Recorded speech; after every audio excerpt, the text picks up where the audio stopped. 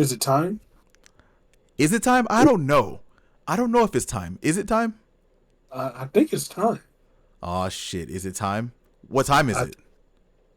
I think it's time for another episode of the Anime Games and Pro Wrestling Podcast. Ooh. Wait, one more time. I didn't hear you. What? Oh, What time wait, is it? wait, wait, wait. Let me clear my throat real second. I think it's time for another episode of the Anime Games and Pro Wrestling Podcast. Oh shit! And you know what? So what? Welcome everybody to the podcast. Uh, so Prophet and I we talk before the show, and I think today that might have been a bad idea because we got a stacked ass show today.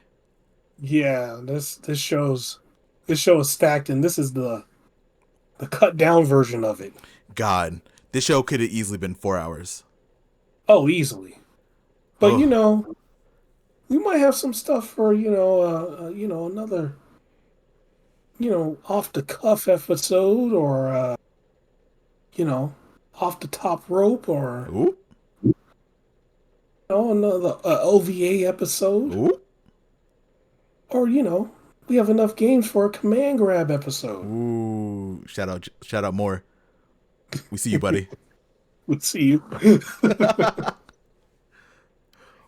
All right. we might we might have enough for like we have enough material today to do that from the stuff we cut alone.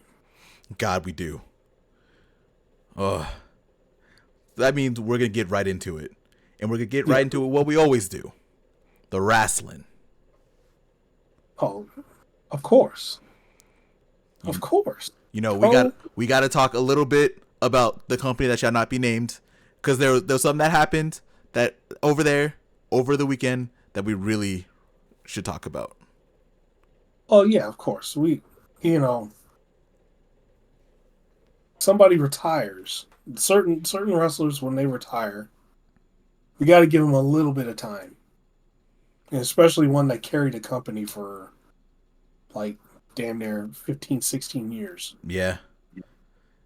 If you have not heard the news, John Cena will be retiring from WWE. That's what he says, specifically WWE, but he means wrestling, at WrestleMania coming up next year. So he's going to retire out here in Vegas. You're gonna retire here. Man, that boy's going to go nuts. You know, hit the casino. You're going to go to the strip club. John Cena's about to be everywhere. We're gonna be able to see him for sure. I Prophet, I have some questions for you. Okay. The first one is the obvious one. Are you gonna be there? Fuck no. I'm not either. You Now, know, they're an 8-hour show with like 2 hours of wrestling. Nah, count me out. you know it's gonna be 2 days, so you know he's gonna wrestle on both shows, or he's gonna show up on one show and do a half an hour promo, and then the next show he's gonna be main eventing for Yeah, sure. for sure. So yeah, I'm good. I'm not gonna be there. I'm gonna watch his retirement on YouTube. Not gonna lie.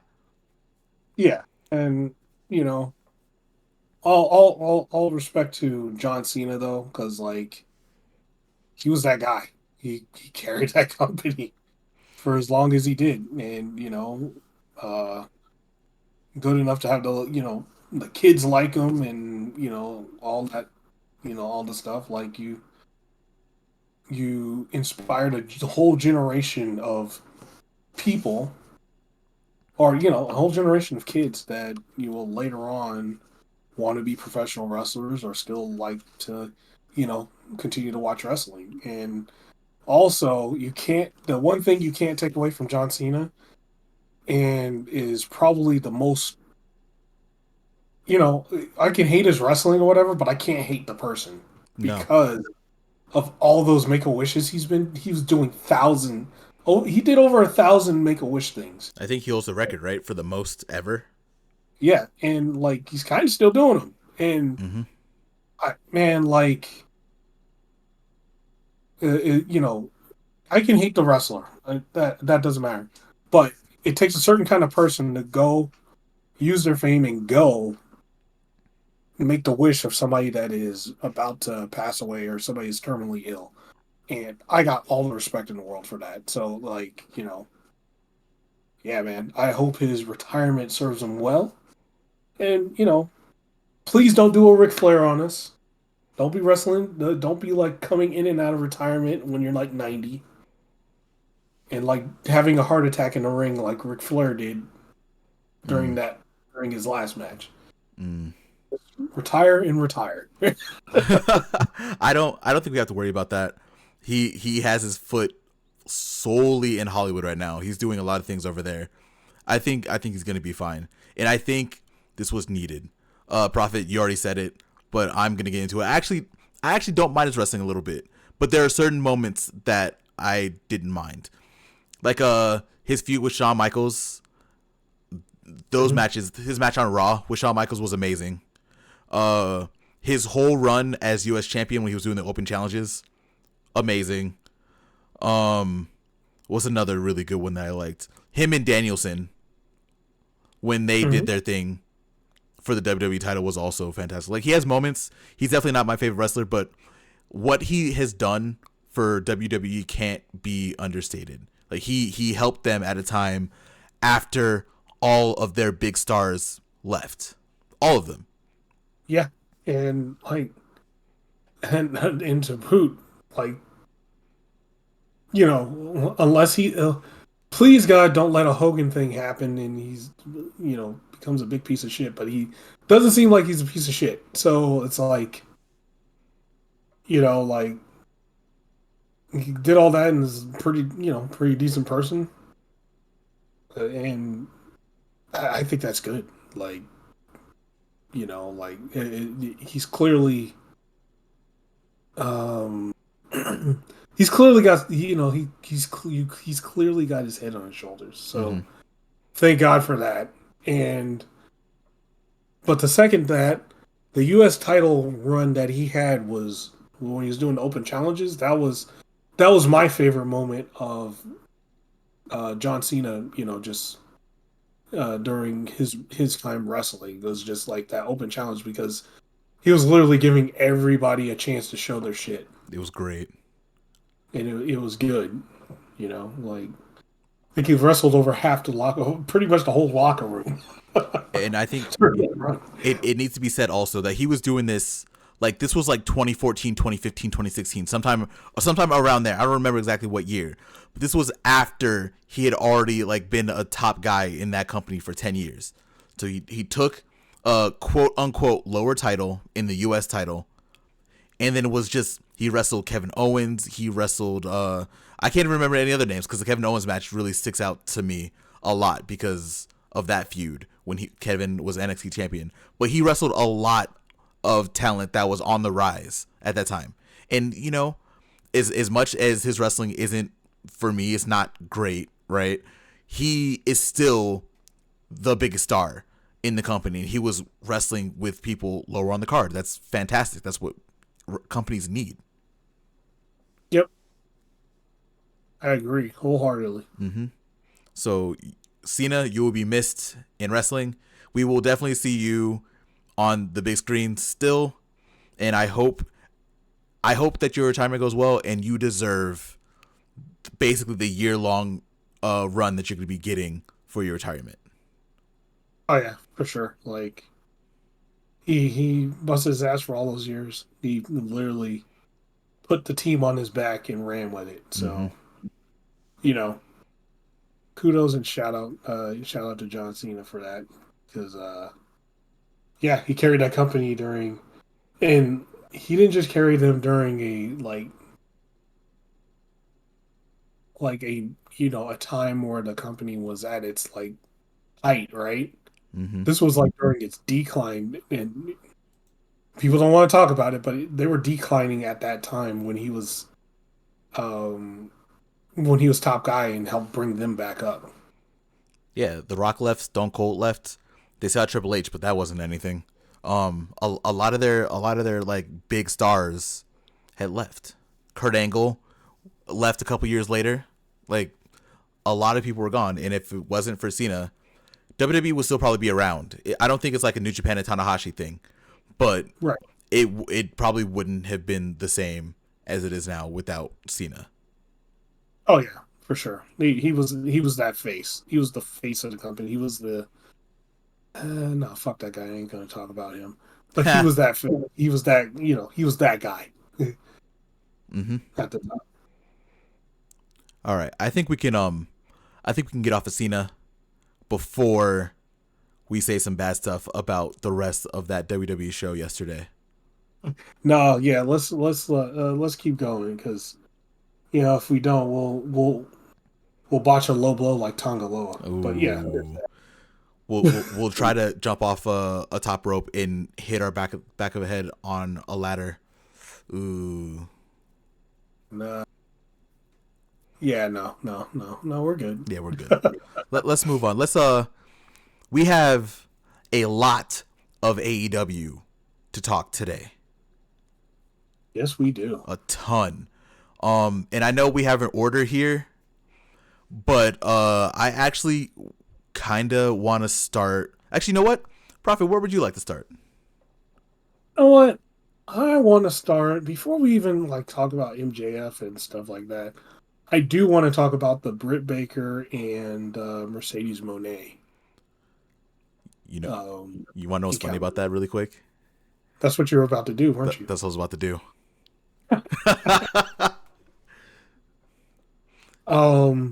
I thought that was a fantastic segment. Man, I am not a big fan of people talking in the ring for 10 minutes. Cough cough MJF. But I think that promo that with Britt returning was fantastic. Well, you know what? Let's set this up really quick. So, Forbidden Door happened. We probably aren't going to really be talking too much about that because we were right about 90% of it anyway, and our show is already stacked. So we are going to hold off on anything that like that. We're going to talk about the aftermath. Britt Baker showed up after Mercedes match at Forbidden Door. Big pop. Everyone was very happy to see her. She came out on Wednesday, Dynamite, and she was talking about her injury. She had the name for it. I'll put it up on screen. I don't exactly remember what the name was of it, but she basically had to sit down for a while. Like, she couldn't wrestle. Tony Khan let her go, which was great. And he said once she's ready to come back, she can come back. She did. And then she started talking shit about Mercedes. And man, oh man. One thing is, shout it out, that the condition that happened to Britt Baker, you could tell what happened because the first thing I saw her when I saw her in the ring, she started talking, and I looked at on one side of her face. I was like, oh shit, she had a stroke. Mm-hmm. And and when she was explaining the condition, it's kind of like having a small stroke. Yeah, like a mini stroke. Like a mini stroke. But you could see it you look again, you'll see it I think it's on the left side of her face. Mm-hmm. It's a lot different than it was before. I'll just put it like that. But it looks like Britt kept herself in shape, which is great.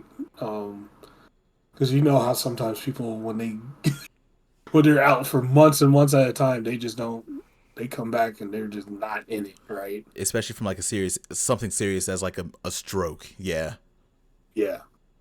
So, and I'm also glad she's back in AEW doing her thing. But let's talk about Mercedes Monet, which her part was probably one of the most hilarious things that happened on the show. Man. She meets the Bucks. And the Bucks tell everybody, while Britt Baker is in mid promo, hey, get the ring ready for Mercedes. Thumping balloons around her feet and everything too. Like, they were getting up all the stuff, like, while Britt was still standing in the ring. While she was standing in the ring. And, then Mercedes comes out. And man, oh man, that that promo segment between those two. What can you say was bad about it? It was great. I feel like Mercedes has found herself again, because when she was wrestling before she came back to before she came to AEW, she was wrestling mostly against Japanese talent, right? Mm-hmm. So she didn't really have to talk that much. When she came into AEW, she was never like the strongest promo. I think we can all admit that. I don't think that's bad to say. She wasn't the best talker when she was in WWE. This segment was easily the best thing that I've seen from her talking wise. She seemed so natural and so comfortable, and she is such a great villain. Oh yeah, I will never boo her though. I think that's why it appeared she was more comfortable doing all of her stuff, right? Mm-hmm. Like you can see like a lot of times when wrestlers they come in as a baby face and they're not really good at it. Like when Deonna Purrazzo first came in, and they Yeah, kind of had her, kind of like baby face tweener type thing. She wasn't comfortable with that. She's back to being the virtuosa, um, you know, heel. And, now she's like, perfectly fine. Same with Mercedes. Mercedes, even in WWE, she was never like, when she was a face, she was always uncomfortable with being a face. When she's a heel, she is comfortable being a heel. That's her thing. She's a heel. She's always been a heel. that's why her NXT run was so goated. Yeah. Like, yeah, and you could see it. It came across on screen perfectly fine. You God, know. God, what were some great moments from there? There was the moment where Mercedes like basically mushed Britt was Oh yeah, fantastic. she Um, did that. She even put her tagline in there. yeah, bro. Like that whole segment was fantastic. And basically the end result of that segment was Britt challenging Mercedes to a match at All In. And for those who don't know what All In is, that is AEW's biggest attended show ever. It's in Wembley Stadium. There aren't really a lot of wrestling companies that run in Wembley Stadium. And by not a lot, I mean only AEW. So that is going to be probably one of the bigger matches at All In at the end of next month. Oh yeah, and just so just to refresh people about the TBS title. The TBS title, no one has to get in line to challenge for it. They could just walk out and challenge for it. So that is pretty much the match at All In. Although Mercedes and Britt. Mercedes was like, bitch, get in the back of the line. And then Britt was like, bitch, what line? And I was like, oh shit, she's a fan of Mercedes because she said that to Nia Jax. Oh. Oh, little throwback. I think like I said, the segment was fantastic. This is technically our first announced match for Wembley. Well, first announced that's actually confirmed, right, for Wembley for sure. And I think this was a really good one because Britt and Mercedes, especially Mercedes, how she is now, more natural, more heelish, they are gonna do great things together leading up to All In. Oh yeah, it's gonna be good business. Good business. Oh man. Okay. Let's you know what? You picked again. You picked the first one. Let's see if we're on the same page. Where do you want to go next? Oh, where do I want to go next? You know what? Since we're speaking about the women's matches right now, why not go to Mariah May and Hikaru Shida Ooh, let's do it. Okay. and hold Shida. Let me lead us in real quick on this one. So this is Owen Hart tournament stuff, right? We at this time before Mariah May and Shida wrestled on Friday, we found out that Willow was going to the finals. Willow beat Chris Statlander. That's something that we were wrong about. We said whoever's gonna win on Sunday was gonna win on Wednesday, and that didn't happen. Surprisingly enough, that was like one of the two things we were wrong about. But No, it was whoever won on Sunday was going to lose on lose. Wednesday. Yeah, my bad. Yeah, you're right. So that's one thing. One of the two things we were wrong about. Willow won on Sunday. Willow's team won on Sunday, and then Willow wins again. So she's waiting in the finals for whoever was going to win between Shida and Mariah May. Yeah, and that match was, they started going a little Joshi in the match. They started hitting each other really fucking hard. It was great. I think that's what people don't know about Mariah May, because if you only seen her on AEW, if you only seen, like, because I don't like talking about Twitter shit, right? Obviously, but you Yeah. see it sometimes. You see people saying like, "Oh, she's a pretty face," blah blah blah blah blah, whatever. She wrestled in Japan. She was there for months, like almost like, I'm pretty sure it was like over a year. She wrestled in Stardom, and let me tell you, women's wrestling over in Japan, it's not really like wishy-washy like it is / was in the States. They take that shit seriously over there. Yeah. Because, they're following people like Manami Toyota and Old Nakano and stuff like that. Aja You see Kong. Aja Kong. There's so many, Mm-hmm. right? Like, even uh, we'll get back to that. But I will say the one thing I kind of want to happen already, and it might be too fast or whatever. I kind of want Mariah May to start turning heel. Right? Yeah. Because we said we thought it was gonna happen at Forbidden Door, and she was Yeah, Mariah just kind of stayed out of the way of the match. Like she was there, like they panned to her a lot, but she didn't really get involved in the match that much for anyone. right. And I think the thing is, like, if you saw her wrestling in the beginning when she was first about to join Tony Storm, right? Mm-hmm. She was aggressive and like full on. She was going in. She joined Tony Storm and then she softened her style, That's the right? yeah. More, she softens her style and is more underdog ish in the style she's wrestling. Mm-hmm.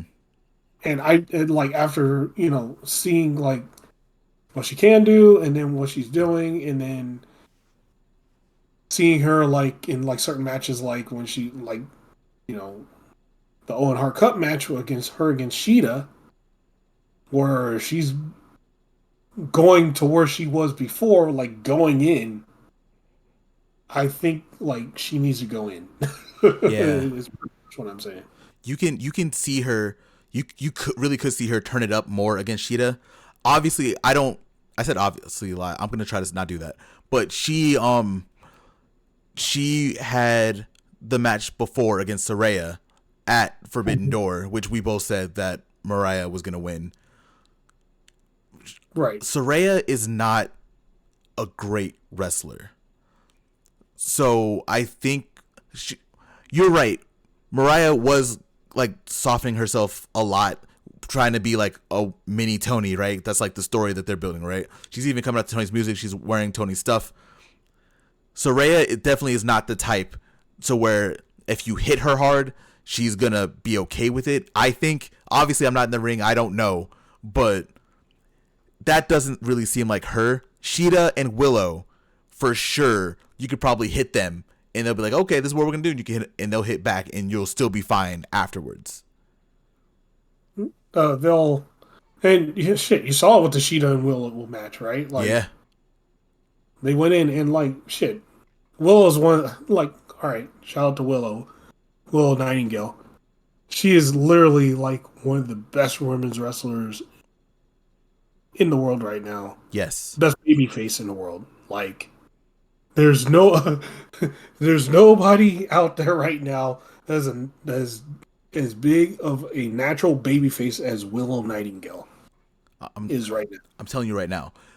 The reason, we're gonna go back to Mercedes for a second. The reason why Mercedes is the way that she is because Mercedes' first match was against Willow, and that was here, and people were not going to boo Willow. That was not gonna happen. And No, it wasn't happening. yeah, that shifted. I think that shifted everything because I think Mercedes was going to be a good guy. I think she was going to be like a little tweenish. You know what I mean? Mhm. But her first match against Willow completely changed everything because Willow is bar none. There's no one above her. She is the greatest babyface in wrestling today. There's no man, no woman, no other that is better than Willow as a babyface. Not not even close. And and the thing is with Willow is it's organic. It wasn't forced upon anybody, Mm-hmm. right? She organically got that, and she found it, and she hit that stride, and yeah, she's the biggest baby face in all wrestling right now. And to get back to your point on Mariah, now who would be the best person to get Mariah to be heelish if they were to wrestle and they just so happen to be wrestling on Wednesday in the Owen Hart Cup final? Oh yeah, of course it'd be Willow. Mm-hmm. So I think this works out gloriously because ain't nobody booing Willow. It doesn't matter where they are, no one's booing Willow. And now Mariah can be a little bit meaner because Willow is tougher, right? She's as tough as Sheeta, and she can be a little bit more heelish now because the crowd is just going to naturally, maybe not be against her, but naturally they're going to be more for Willow than Mariah. Yeah. Oh yeah, of course. But yeah, I want to see Mariah start turning it up as a in becoming more heel. I think that would start separating her from Tony, Mm-hmm. uh, Tony Storm, because there's a point now she's kind of at that crossroad, right? She's at the crossroads where Tony Storm was. I think it was a couple of years ago when she was with Soraya, Oh, the Outcasts. when she was with the Outcast, right? Mm-hmm. There was a turning point, and Tony was like, "Fuck this! I'm gonna do my own thing," and start going on her own, right? So, I think Mariah May is at that point now too, where she needs to start. She got exactly what she needed from Tony Storm. More screen time, more ring time, all of that, right? Mm-hmm. Now she needs to take it because she already has her own. Like she can stand on her own, easy. She needs to start separating and going on her. And this is where I think the Owen Hart Cup final comes in because we were just saying that we're ready for Mariah to turn, right? Yeah, Again, the best way to do it, wrestling Willow, beating Willow, holding up the Owen Hart Cup title in your hand, and then blasting Tony Storm in the back of the head with the title. yeah. Easily. I'm Like very that's glad. it's right there. Yeah. Well, we'll see. Yeah. I think we're good to move on. Yeah. You've been 2 for 2. Where are we going Super. next? Well, since we're talking on Hard Cup, Oh, good flow. Good flow. lead in. All right. So Owen Hart Cup, we had a lot of developments on the men's side as well. We found out that Jeff Jarrett was going to be facing a wild card. We found out that wild card was Hangman Adam Page after being gone for what 3-4 months. Comes out with new music. Comes out with a scowl on his face. He looked very mean. He looked very angry, and he wrestled Jarrett, who was funny enough the good guy in this situation because of the promos that he was doing about Owen Hart because Jeff Jarrett knew Owen Hart. And Hangman was a bully. He kind of beat the shit out of Jarrett the whole match with the Yeah, scowl on man. his face. Yep. I think so. That match was great, but I did also notice something, right? Mm-hmm. Hangman came out of the babyface tunnel. Yeah. Both matches. Mm-hmm. He hasn't came out of the heel tunnel yet, and so which is making me think he's gonna be a tweener the whole time. You know, I oh go ahead, sorry. Oh no, go ahead. So I have thoughts. I don't think Hangman is a heel. I don't think he's a tweener either. I still think he's a babyface. I think he just hates Swerve. Yeah. Yeah. I don't think this has anything to do like right now Hangman is on a mission. Hangman before all of this, before he got kicked out of the Elite, everything like that, he said that he did not want Swerve to be world champion. And he was going to do everything he could to make sure that he wasn't. And he tried to do that in that triple threat at Revolution, was it? Whichever pay-per-view that was. I think it was Revolution. Mm-hmm. Didn't work. Then Hangman was out. And then Swerve became champion. And we have to remember also, Hangman did nothing wrong in this whole situation. Swerve walked up on Hangman and said, I want to take your spot. And then made the situation very personal last year. Beat Hangman twice, went into his house and like put a shirt over his baby and basically strung him up in their Texas Death Match. Realistically, Swerve should be the villain here, but he's not because we love Swerve. And Swerve had to do what he had to do to get to where he is now. And Hangman did nothing wrong. Yeah, it's one of those interesting cases. But in the case of him and Jeff Jarrett, Man, he fucked Jeff Jarrett up. God, cheap shots. Fucking, he hit him with like a buckshot, then started punching him in the face. Deadeye a couple times. He beat the shit out of Jeff Jarrett. But it was great because like there was one point in time, again, it's one of those things I I don't understand why people hate Hangman so much, and I also don't understand why people hate Jeff Jarrett so much. Because during that match, the fans got behind Jeff Jarrett. Mm-hmm.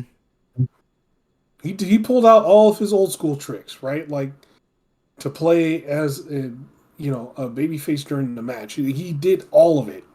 He got everybody that normally wouldn't be behind him.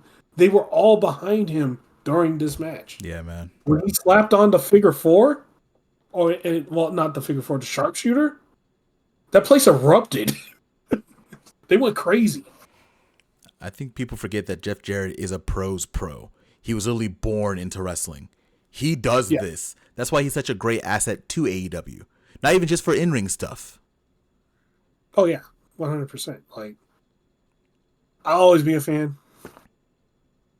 I just hate his old WWF run when he was Double J. Yeah. Country singer. But after he left and went to TNA and stuff like that, that's when I really started liking him. But back to, the match. That match was great. And again, Hangman is a man on a fucking mission. Yes, he is. So we're gonna keep on going. We're gonna talk about Hangman, but we have to talk about some more stuff about him. So after that match, Hangman shows up with the Elite in a backstage segment. Nick and Matt are like, we're so proud of you. We're happy that you're here. And Hangman yoked up Matt and was like, basically like, fuck you. I'm not a child. Go away. Yeah. Like, he was pretty much saying, hey, I'm here to do one thing and one thing only. I don't give a shit about any of your guys' stuff. Leave me alone and let me do my thing. Man. Oh. And that leads us to Collision. Because actually, you know what? Before that, on the other side of the bracket, Bryan Danielson's in the finals. So currently, as it's standing right now, as we're telling the story, Bryan Danielson is waiting in the finals, and he's going to be facing the winner of Jay White and Hangman Adam Page. And quick mention of that match between Danielson and Pac. Yes. That was a pay-per-view match on TV. It I'm just gonna point that out right now. it opened Dynamite. That was the first match of Dynamite.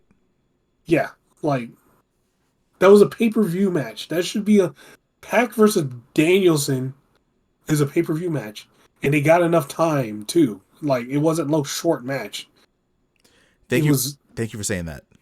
yeah, it was incredible. Yeah, because I almost skimmed over it. Yeah, I don't want to skim over that. That match was incredible. And both Danielson and Pac showing that they're some of the best in the business. And Brian Danielson, if you don't know by now, Brian Danielson is like one of the goats right now, Yeah, easily. easily. He, Like there's it. It shouldn't even be a question. It shouldn't be. And if you debate it, you're an asshole. I mean, he is for sure one of the greatest of all time, right? Like at this point now, like he has to be. And Oh yeah, if you don't think so, you're a hater, straight up. yeah. Like there's just no other way to say it. If you don't think Brian Danielson is one of the greatest of all time right now, I don't even know what to say to you. So that person, the person that is considered one of the greatest wrestlers of all time, is currently waiting for the winner of Hangman Adam Page and Jay White. Mm-hmm. And to give everyone a little backstory about that, Hangman and Jay White, they have been wrestling before. They've wrestled a few times before in New Japan. At that point, before the match, Jay White was 4-0 against Hangman, beating him every time. It was never a question. Before the match happened, Hangman talked again, and we saw again how incensed he was. Like he said that he was there to right a wrong, and he said he was calling him out. He never said who it was. Obviously, it was Swerve. He was so mad he couldn't say Swerve's name. Yeah. Um. Oh man. And talk about long term storytelling, right? Mm-hmm. Like this is oh man, I, it's a great story in wrestling. I just want people to if you're here and you don't really watch wrestling too much, first off, welcome. Second, take some time to find that Hangman promo from Collision.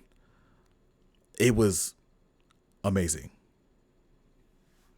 Oh yeah, yeah, and oh man, yeah. So after that, him and Jay White get in the ring. Mm-hmm. They put on a they're putting on a good match. Pretty back and forth, but we all know Jay White has in Jay White and and Bullet Club Gold have a issue with the patriarchy. Christian and his goons. And of course, Christian Cage comes out and fucking spears Jay White. After, well, first Hangman accidentally got the ref up out of here, and once he found out, he also kind of took his bet off and yoked up Jay White. So he also kind of beat the shit out of Jay White too. Oh yeah, he was beating the shit out until Jeff Jarrett came out. Mm-hmm. Then Christian came out, speared the boots off of Jay White, and Yep, Hangman won. yep. So now our Owen Hart Cup final on the men's side is Brian Danielson versus Hangman Adam Page. Oh yeah, and that's gonna be good. But I'm interested to see where it's gonna go though, because I have a theory. Hit me. So Jeff Jarrett's insisting now on being the enforcer for the match. Mm-hmm. He's not the ref; he's just the enforcer, right? Mm-hmm. I think he's going to cost somebody the match on purpose. So I think he Ooh. might. So I think there's going to be a time in the match where Danielson is about to do his thing, and Jeff Jarrett hits him with the slap nuts or something. You think he's gonna screw Danielson? I think it's going to screw Ooh, Danielson, that's interesting. and Hangman wins, and then they find out Jarrett was paid off by the Elite. Oh, you know what? Actually, speaking of them, there's something that we didn't mention about the Hangman Jay White match. Ooh. Before the match started, Mm-hmm. we got like a little bulletin, like a little update from the Elite saying that everyone from the Bang Bang Gang from Bullet Club Gold was not allowed at ringside. From the Right. Elite, from Nick and Matt, Nicholas Mm-hmm. and Matthew. Hangman was not really happy about that either. But that's it. That's all I want to say. We can move forward. I think Hangman just wanted to beat up everybody. Yeah, Hangman just wants to beat up everybody. That's why what you said about Jeff Jarrett being paid off by the Elite is very interesting. Yeah, because like he went out, he demanded, to not to be the referee, but just to be the enforcer for the match, and to keep specifically the Elite and the Blackpool Combat Club away from the ring. The BCC would have never showed up anyway, right? No. So it's to keep he's like, keep the Elite away from the ring. The Elite want Hangman to win. They want him to win. They want him to go against Swerve so he could take the title and bring it to the Elite, Yep. right? So what better way than to fix the odds in their favor without him knowing? Yeah, it's smart, right? Yeah. But that's where the Owen Hart Cup on the men's side is so interesting also, because both of them, Danielson and Hangman, both have history with Swerve. Like obviously, Hangman's is a little bit more vicious than Danielson's is. Danielson is more Swerve wants revenge for losing a match from last year against Danielson. Right. So there's history there. So I can see this swinging either way. I think the way you said is very interesting though, because that leads us to like something real nasty in multiple places with the Elite, with Danielson, with Hangman. I like that. Oh yeah. But so there's a blood and guts match in how many weeks? Oh, in like 2 weeks, the 21st. So what better way to set that up than they screw Danielson out of the match.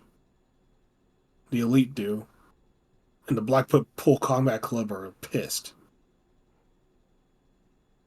and Yeah, then they throw their hat into it. I think it would be interesting because they being the Elite, they did ask Hangman to be their fifth in Blood and Guts, and he said hell no, basically. And they also did ask Swerve, who also said hell no. Right. Now, what if they found a way for Team AEW to get Swerve in that match? Do you think Hangman's the fifth on the Elite side, just so he can get his hands on Swerve? Uh, maybe. Or maybe Hangman wants Swerve all to himself. Yeah. You But know, if he wins the tournament, he's gonna get him at Wembley. he's going to get him at Wembley, and I think he just wants to beat him. He wants to. I think he just wants to take his title from him. He wants to make sure Swerve does not have that title. Mm-hmm. So I don't. I don't think like during the blood and guts match, he would join the Elite to try to cripple him before the match, right? Maybe. Or to wear him down. I think he would because I would. So the funny thing is, I think Hangman, being Hangman, would get fucking pissed off at the Elite and join Team AEW just to beat up the Elite, and then do the match, and then after the match is over, then beat up Swerve. That's interesting too. But we don't. I don't see. Like if first off, this has to be on if like both of our scenarios have to be on an if Swerve even gets into Blood and Guts to begin with. Right. I don't see Hangman wanting to work with Swerve at all. Oh no, they would stay like far away from each other. No, I don't even think Hangman will want to be on the same team. Like full stop. Like I think if Hangman is in there, it's either if he is it's either going to be it has to be against Swerve. There's no way even they would never Hangman would never want to be on the same team as Swerve, even if they stayed away from each other.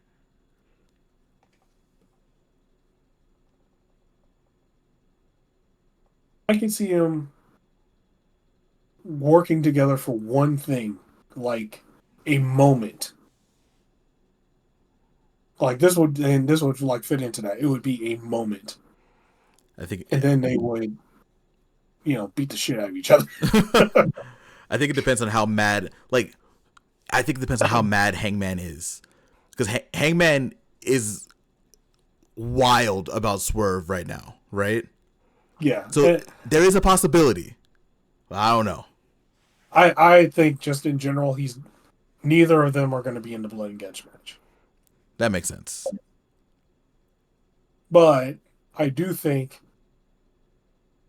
maybe, like, depending on how the ending of the match is on Wednesday, the BCC joins. Oh, Some people BCC join. Yeah, they join Briscoe. Yeah. Yeah, that makes sense. And we just find out who their fits are in a couple weeks. Yeah, like keep Wheeler Yutter far away from Blood and Guts. Yeah, please. Please. I don't want him getting hurt, man. You probably do, Danielson, Cesaro, or just put the guy in. Put in Moxley. I mean, look, Mox ain't got nothing else going on right now. He ain't world champion no more. Mox will just jump in to do it. Yeah. Or maybe not, Or it'll be the Acclaimed.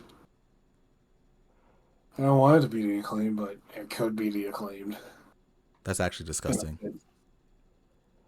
That's actually disgusting. All right. Oh, go ahead. Yeah. No, I was trying to think. It was like Mark Briscoe, the Acclaimed. Probably no Billy Gunn in that one. So they would need two more. Yeah. Maybe Danielson, depending on the result. And yeah, I don't know who would be the last one in Team AEW. I do think it makes more sense for BCC and Mark Briscoe. I'm including Yuta in there also, just so we can have 5, so we don't have to think too much about it. Against the Elite, and they would need a 5th. I don't know who the Elite's 5th would be though. Yeah, I don't know. Because they do have people on their side. Like they have a what was it? Don Callis was talking about how he has the Elite. Christian, who's for sure not going to be in that match. I don't think any of the Patriarch is going to be in that match either. But no. They're on their side. So the Elite does have like people that they can pick from. It just would be about who. Right. I don't know. It'd be interesting to see in the next few weeks. We're probably gonna find out, like you said, we're probably gonna find out after the Owen Hart final. Mm-hmm. All right, man. Yeah. You've been on a roll. We only have a couple more AEW things left, and there's one that goes into this pretty well because we were just talking about the Elite. But where do you want to go next? Well, funny you should mention that. Because I was just looking at it right now. Ooh. Jack Perry pretty much issuing an open challenge for his TNT championship. Yes, sir. So on Collision, Jack Perry issued an open challenge pretty much for, hey, I'm going to give the challenge to Cody a chance for people to get the TNT championship like Cody Rhodes did way back in the day when he first won it. So he's going to give one person a chance. Anybody can step out of the door. So Jack Perry gets in the ring, and he pretty much looks up and sees his old Jurassic Express theme song start playing. Mm-hmm. And he's like, wait, who the hell is this? And, of course, when they pan down, it is Marco Stunt. Lil Marco. And, hey, that crowd went ape shit when he was out there. They were in Mississippi, and he's from Mississippi. Oh, yeah, they went crazy as soon as he came out. So, yeah, Jack Perry had to go against Marco Stunt, and it was brutal. Jack Perry was throwing him around like a lawn dart, dude. God. But before I talk about the match, I want to say that the promo that you talked about where Jack Perry was talking about issuing the open challenge, they shot it. He was in the reflection of the TNT championship. And just as someone who likes camera angles and shots like that, I thought that was incredible. Oh, yeah. That's all I'm going to say about that. I don't have to say too much about that. We can go on to that brutal ass match where Jack Perry, who is not super huge, like he's not super huge, at least in wrestling terms, wrestled someone who is shorter than me, and I am short. And Jack Perry looked and wrestled like a damn murderous giant. Well, to go back to that, the camera angles and stuff like that, they've been doing that a lot lately in AEW. It's all been so good too. Yeah, they've been doing it a lot, and I've been liking it. They've been adding a whole lot of. They've been adding more production. It's very noticeable. And appreciated on my part for damn sure. Yeah. Okay, let's give a little bit of history about Marco Stunt before we actually get into that match, because I want to talk about a couple spots in that match too, because I know we don't usually talk about spots, but I want to talk about that. Yeah, go for it. For people who don't know about Marco, as Prophet said, Marco was in AEW previously. He was with a team called Jurassic Express. The people who were on that team are Marco Stunt. Well, were Marco Stunt, Jack Perry, who went as Jungle Boy at that time, and was like the little small baby face, a lot of heart, all that good stuff, and Luchasaurus, who is currently known as Killswitch, who is Christian's bitch. I mean son. Whoops, my bad. Son. Yeah, whatever. They were together for a while. Jungle Boy and Luchasaurus were basically the tag team, and Marco was basically like a little manager, but Marco would wrestle every once in a while. Eventually, Marco got let go. Like, I think his contract expired, and they just didn't re-sign him. So he was gone. That was 2020, 2021. So for a while, Marco's been gone. So to see him come back the way he did, and he ran out of the tunnel and just stared at the camera. And did you see his face when he was just standing there? He tried not to look happy. He just was standing there, and everyone was freaking out that he was there. It was hilarious to see. Jack Perry was like, what the hell is going on? Why is he here? And it was just a nice moment. It was cool to see Marco back, and it was cool to see him get cheered the way he did. I think it's like it's also one of those things, right? It's like I think every wrestler goes through it when they're gone for a long time and then they show back up, right? Mm-hmm. Does anybody remember me? And then when they come out there and people go, crazy that you're there, it's not like it's not like a moment where like they step out and like it's like you can hear a pin drop, right? Mm-hmm. Like he stepped out, people went crazy, and so it was probably like he was happy, but it was probably like he probably didn't expect it.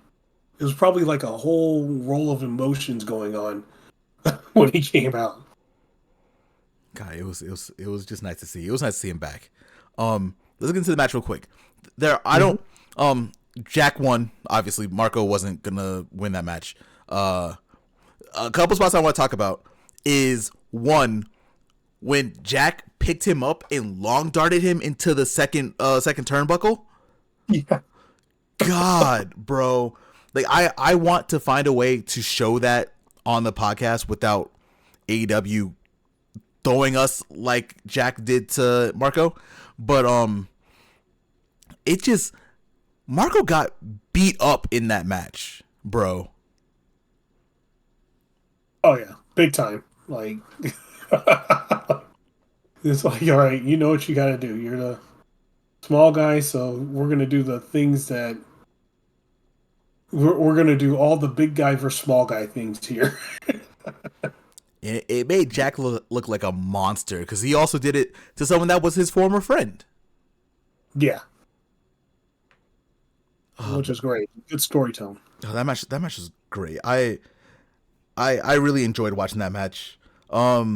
If this is what we're gonna be getting from a Jack Perry TNT title reign, I'm all for it. We're not gonna be able to get like a bunch of like old friends from Jack, but matches like this make me happy that he is back. Yeah. I think it's so crazy, right? Like before the whole incident, Mm-hmm. Jack Perry was trying to find, like, he was literally trying to find that character, right? Yeah. He was like in between trying to find a character. It wasn't coming off naturally. Then he had that time off. And then he went to New Japan, and New Japan did the thing that New Japan does, which is, hey, after the match, just talk. Mm-hmm. And that helped him iron out his character, who he was, all that. He found it all during that time when he was off and when he went to New Japan, and it's all coming back to like a great package, and we're seeing it now, and it's great. Because that felt like it came from a real place. Because just to get more into it, after the incident, the internet was going crazy on Jack. Like people were beating up his character for months. And it didn't help that he wasn't even on AEW TV either. Like he was basically just like suspended, and we didn't even know when he was going to come back. Yep, and he showed up on New Japan. Yeah, and it was necessary. So, and I think that just, and it goes back to what we were talking about a couple of weeks ago about needing other companies. There's a purpose for all the wrestling companies, and I think like for somebody like Jack Perry, going out to New Japan was a blessing in disguise. It was essential for this character because Yeah. he ended up being with the House of Torture. House of Torture is a very nefarious group in New Japan. We'll talk about New Japan a little bit later, but he got to talk all the time. He was wrestling hard matches because he was in the New Japan Cup over there, and then he wrestled Shota Umino, who is going to be probably one of the new faces in the next few years of New Japan. Like all of that, as much as I didn't like him not being on TV for a reason that wasn't his fault, really, it ended up working out for the better because now his presentation, his matches, his promos, everything is just on another level right now. He is top tier right now, and this is fantastic. Yep. And it was funny because, like, we were talking about, I think it was about a year ago. And I was like, I don't understand how like people say he's a pillar. He doesn't seem like a pillar to me. Mm-hmm. After he put everything together, I can see why. Yeah, no, I agree. Like, remember when AEW did that 4 Pillars match with Guevara, Darby, MJF as champion, and Jack Perry, Jungle Boy at that time? Yep. That was not like wrestling wise. That main event was cool, but the building story for that 4 Pillars match was not great. No, not at all. And now he's kind of put it together. He's great. You know what? We can actually talk about a few more pillars before we actually get into other stuff. Before we get to MJF, who was another pillar, quote unquote, we got to talk about the teaser from AEW on Saturday. Okay. Okay. So, new teaser popped up. So, it's a character called Hologram. Mm-hmm. And we both have differing opinions on who it is. Yes, we do. So, looking at that mask of Hologram, who I think it is, I think it's Ricochet. Because it looks that mask looks like similar to his Prince Puma mask, but just kind of like, I don't know, extra shiny, we should say. I can see that. Who do you think it is? So I think it's Sammy Guevara. And the reason I think that is because not of the mask, but of this is actually gonna be funny because I think of it because of the first half of the promo or the trailer. Mm-hmm. It was someone running into a portal, and to me that looked like it was Sammy. And the mask part makes sense too. Like I see that, but now I see why we think two completely different things, and that's interesting. We didn't talk about that before. Portal was just some random dude. It looked like Sammy to me because there was hair, and we've seen Sammy jump, and it kind of, this could be me reaching also, but it looked like the way Sammy jumps also to me. Maybe they cut when the dude was running, but I don't know, man. That looked like some random dude. I don't know. I don't know. Like I said, I could be reading way far into this, and we already know Ricochet is going to be showing up. But I think AEW will be stupid if they let Ricochet be under a mask. Unless they do like how Lee Moriarty does. You know how Lee enters? He enters with the mask on, and then when he gets to the top of the apron before he does his pose, he takes the mask off. Something like that, sure. But don't put that man under a mask. Do not do that. All you gotta do is have him come out and call himself King Ricochet again. That's it. That's it. And Sammy, on the other hand, Sammy has been having a very, very difficult time in New Japan, Jesus Christ, in AEW for the last couple of years. Like, be it backstage stuff, people in front of the crowd not really vibing with him kind of ruining Ty and her thing before they got married. Like, a lot of things lead up to where Sammy probably shouldn't show up as Sammy. So him being under a mask would be great because he could just wrestle. He doesn't have to talk. And obviously AEW fans are a little bit smarter, so they're going to know if it's him. But it would be nice for him to get a fresh start. Yeah. I just think, like, he comes back. I don't think he needs to be in a mask, to be honest. I think neither guy needs to be under a mask. Let's just put it like that. Yeah. I think Sammy Guevara just needs to go out and do his thing. Like, the reason why, like, all the bad shit comes after him is because he's doing all this extra shit that he shouldn't be doing. If he just, like, went to the ring, did his promos and stuff, went to the ring, as bad or good as promos could be, the thing that people are drawn to when they see Sammy Guevara go is his high-flying wrestling, the way he wrestles. Yeah, the flippy shit. Like, yeah, you could get him and Ricochet or him and Will Ospreay in a match, and it'll just be, like, full-on chaos, right? Like, it's just going to be happening everywhere.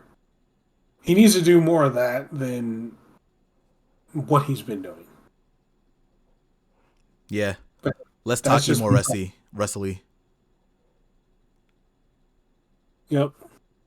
And stay away from Jericho. God, please. That's part of the reason why he's been so down over the last few years.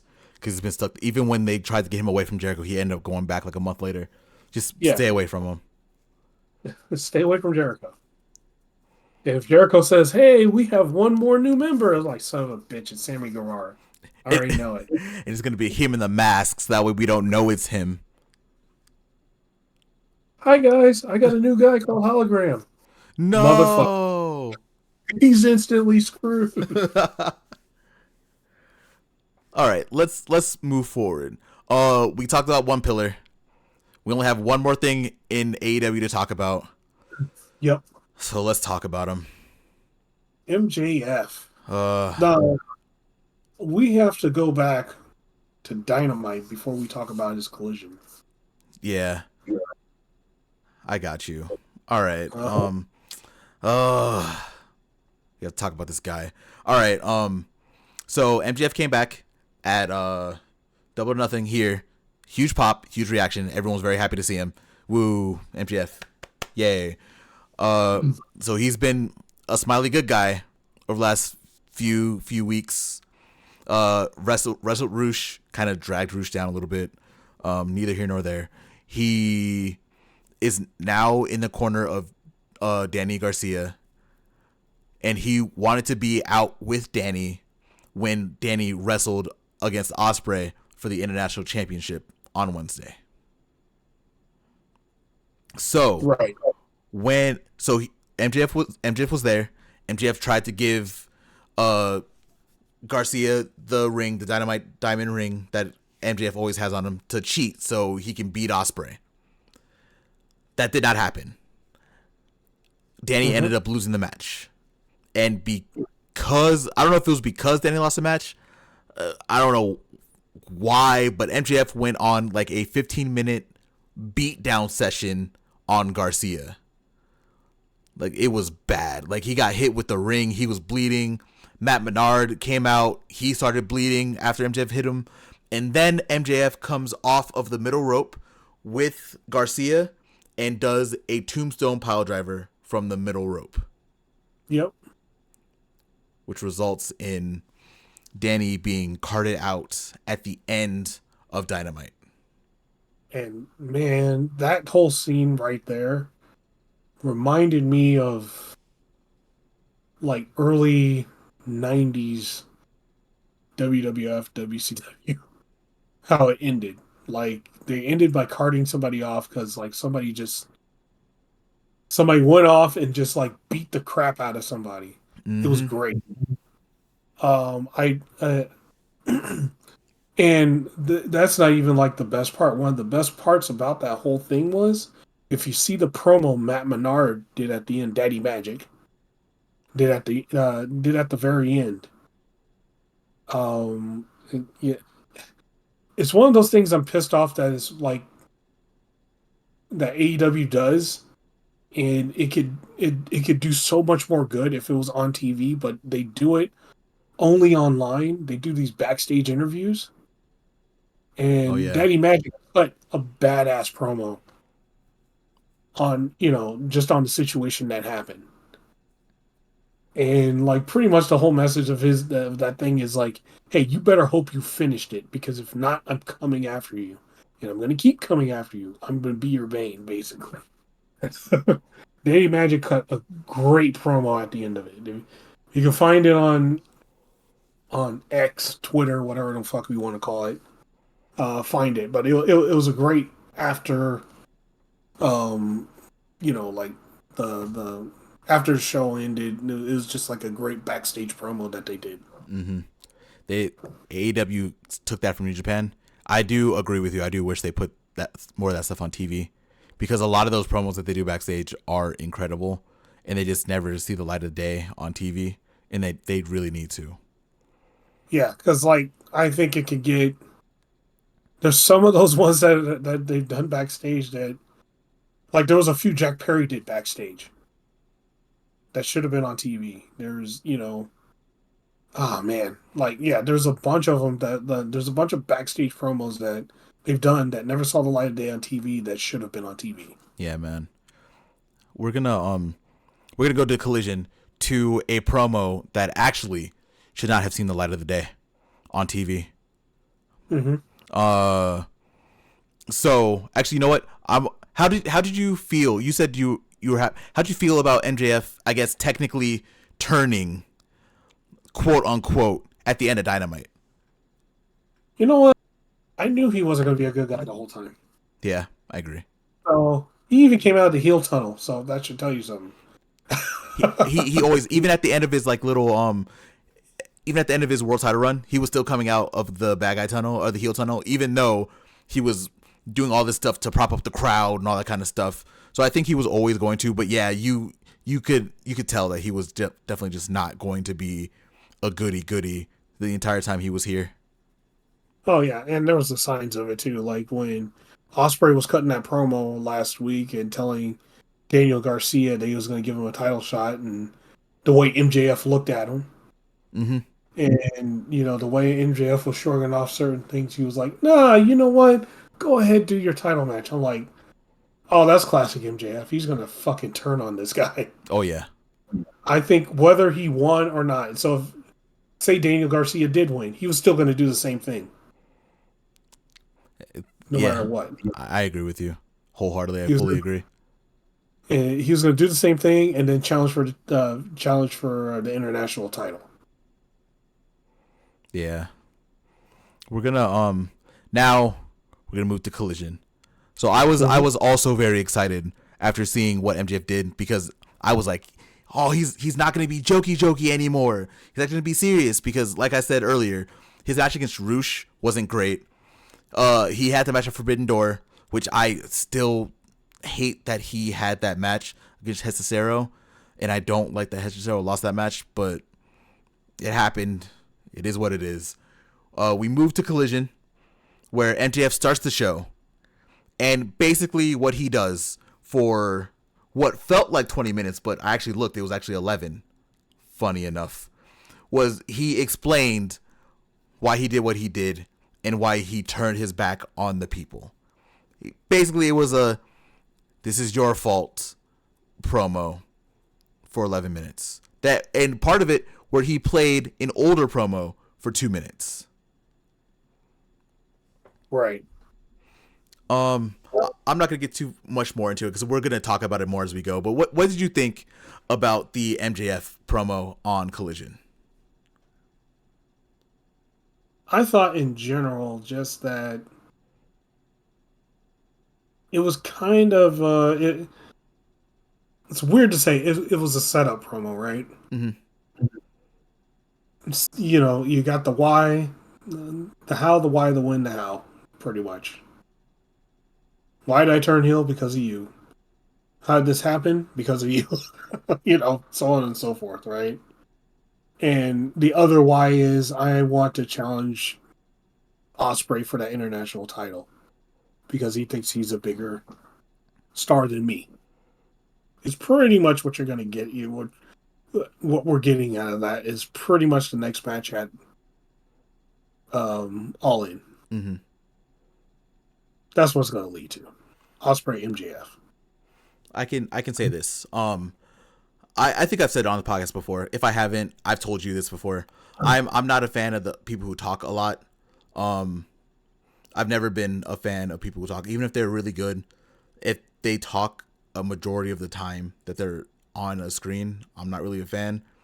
And I'm not really a fan of this promo from MJF, and I'm also not really a fan of why he's turning.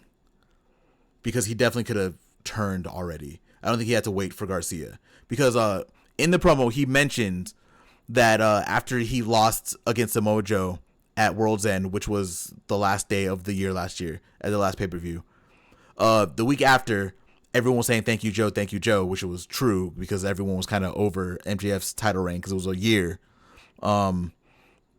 Then he said that was his motivating factor to doing what he did, despite the fact that since he has been back, he's been getting monster applauses, even in matches that were not good.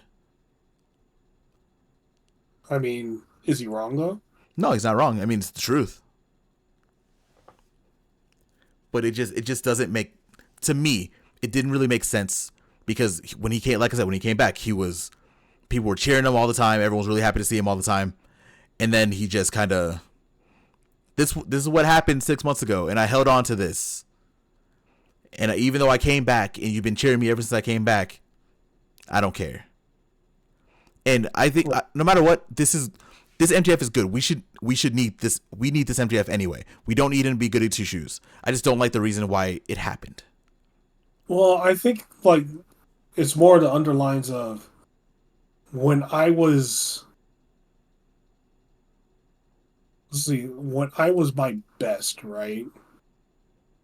You guys didn't really give me the same reception as when I was my best and when I came back. I can see that, but that's not really how it went either, though. You know?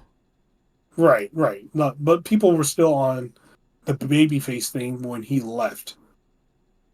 Like when he was with Adam Cole, Yeah. and they wanted, you know, yeah, it's kind of a weird thing, but I don't know. I think it was like he probably should have explained it better, right? Like Mm-hmm. he could all he really had to say was that he didn't like the fact that Daniel Garcia got the opportunity that he should have had. That's it. Yeah. It didn't have to be anything else. It didn't have like I think like I said, what I didn't like is that he made it about the fans who have been sure they had the one thank you Joe, but Samoa Joe is a legend in the industry. But when he came back, he monstrous applauses. Yeah, that shit was deafening. Yeah, Deafening. it was definitely every single time he was on TV, one of those reactions. So like, again, I'm happy MJF is back to being an actual villain like he should be. It just didn't make sense. And plus, I think what also bothered me about that was a couple of lines that he was saying. Like one of them, this is kind of verbatim, but he said, Will Ospreay only cares about ratings from Meltzer, and MJF cares about ratings from Nielsen. Like, bro, it's fucking 2024. Sure, you have to care in the company. We don't care about TV ratings. Don't bring that shit on here. We don't need these reasons for you being a villain again. No, enough. Right. Well, he used the internet thing. And That's all he did. I was sick of that before when he was doing it before too. Yeah. Yeah, I don't know. Like I said, I'm not a big fan of how it was done. I am a big fan of what happened on Wednesday, not as much what happened on Saturday. Right. Yeah. No, understandable. I think like there was just like some gaps in that promo, right? Like there was some things like in his messaging that should have just been he could have simplified it. He didn't have to make it like, a M. Night Shyamalan movie. Aha, I did it because of this weird reason over here. Yeah. No. It's pro wrestling, guy. Like you can have a very basic reason like I didn't like that guy over there. That's literally the fucking Swerve Hangman thing, right? Like, I hate Swerve. That's my driving motivation of me wanting to do all this shit. MJF's thing could have just been like, hey, Daniel Garcia was going to get a title opportunity that I wanted, and that's it. Yeah. And I'm punishing him for getting what I should have got. It could have even been. Oh, go ahead. Sorry. Oh, no, I said that's all he had to say. That was it. Yeah, it could have also been Will Ospreay came out and upstaged me because I challenged Danny Garcia to a match at Wembley, and now he's challenging for a title match. Like, what am I supposed to do? I'm being upstaged. I don't like that. There was a lot of other reasons that he could have did other than you fans said thank you, Joe, 6 months ago, while he is not even champion anymore. Yeah, like there's a lot of reasons he could have used. Well, we'll see. We'll see where this goes. I am very curious because Ospreay is going to be talking on Wednesday, so I don't think he's going to be at Dynamite, but we'll probably hear from him, which will be nice. I want to see where his head's at once we probably on Wednesday, most likely. Well, we're gonna get a lot of brubs. Oh yeah, it's gonna be great. It's fantastic. Because Ospreay, like every time Ospreay is out there and he speaks, he is literally speaking like off the cuff, hint, hint, and just like going in. He's just, and that, I guess that's like the main thing that feels every time he does like one of his promos. That's what feels, it feels genuine Yeah. more than anything. But man, Mm-hmm. speaking of Osprey, Uh-huh. and speaking of, he was in this company called New Japan, He was. and New Japan's got this thing going on right now called the G1 Climax, Yes, sir. and I think we're going to talk about that on this show, right? Man, we are. Oh shit! I'm going to hand it over to you. All right, let me set this up. Forbidden Door happened on Sunday, right? There was a lot of talk, which some of it I actually kind of agree with, funny enough, where people felt New Japan wasn't represented like they should have been. And then people saw the match with Naito and Jon Moxley and how kind of sloppy it was, which it was. Can't disagree with that. If MJF wasn't on that card, that world title match probably would have been the weakest match on the card. Honestly. Right. So that ended up churning this, what my favorite word is, discourse about where New Japan is now and where they are going to be for Wrestle Kingdom. Because, like you said, the G1 is happening. The winner of the G1, which is the Grand One in New Japan, gets a shot at the World Champion, or at the IWGP World Heavyweight Champion in Tokyo Dome on January 4th at New Japan's biggest show of the year. And what people were saying is that Naito, who is the current IWGP World Heavyweight Champion after beating Moxley, he is the only big star that can actually kind of go that they have remaining, and people are worried because he did not have a great showing at Forbidden Door. Actually, you know what? Before I continue, how do you feel about that? So, I think more of the discourse is that, and this is also a reason why I think all those management changes in New Japan happened. They had, at one point in time, New Japan had, I don't know, probably about 15, maybe 20 of the best guys in the world Easily. wrestling for it. And the problem was they banked on those guys staying there forever, which in the wrestling business you should never do. Yeah. Right. So they banked on them staying forever. So, kind of the result was new big American company happens, which is AEW. A lot of them went to AEW, but the ones that stayed unfortunately got old. And the other problem was they weren't building stars fast enough to replace who left.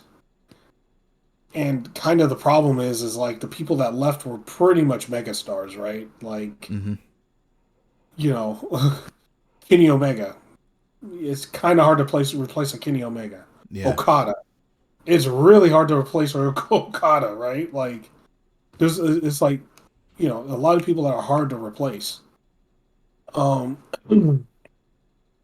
So I do think there is reason for concern because, like, who can you tell me now can fill those shoes? Because there's a lot of shoes to fill.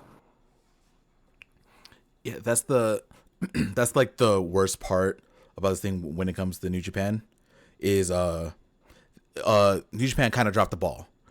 I don't think anyone had an idea that Okada was going to leave.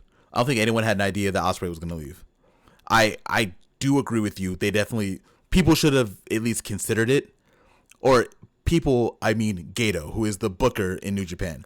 He definitely should have considered, because what Okada and Ospreay's last year, especially Okada, they didn't do anything to get any of the younger talent that they just got back from excursion, like, over with crowds. Like, Right. it was, Okada was basically either ignoring all the young boys or just beating them up and just beating them in matches. Ospreay had his own thing to deal with because he was on that run where he was beating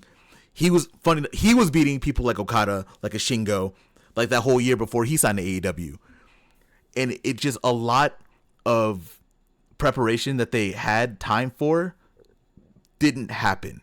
And I think that was you could see it at Forbidden Door. Because how many people from New Japan were on we can say card in general? Because we had LIJ, 3 of them, Naito, Zack Sabre Jr., Jeff Cobb didn't even defend a championship. He was in a 6-man. Right. I'm definitely forgetting 1 or 2 people. El Fantasma was on it in the ladder match, being the only representative from New Japan in that ladder match. War Dogs. Yeah, the War Dogs. Gabe Kidd was there. Mm-hmm. But that's really it. When last year, it was basically half and half. It was half AEW, half New Japan. Right. And the problem is, those halves of New Japan are in AEW. Yeah. Half of the people who were World Heavyweight Champion, like, with the new title. So there's been 7 champions, I think. 7 individual champions.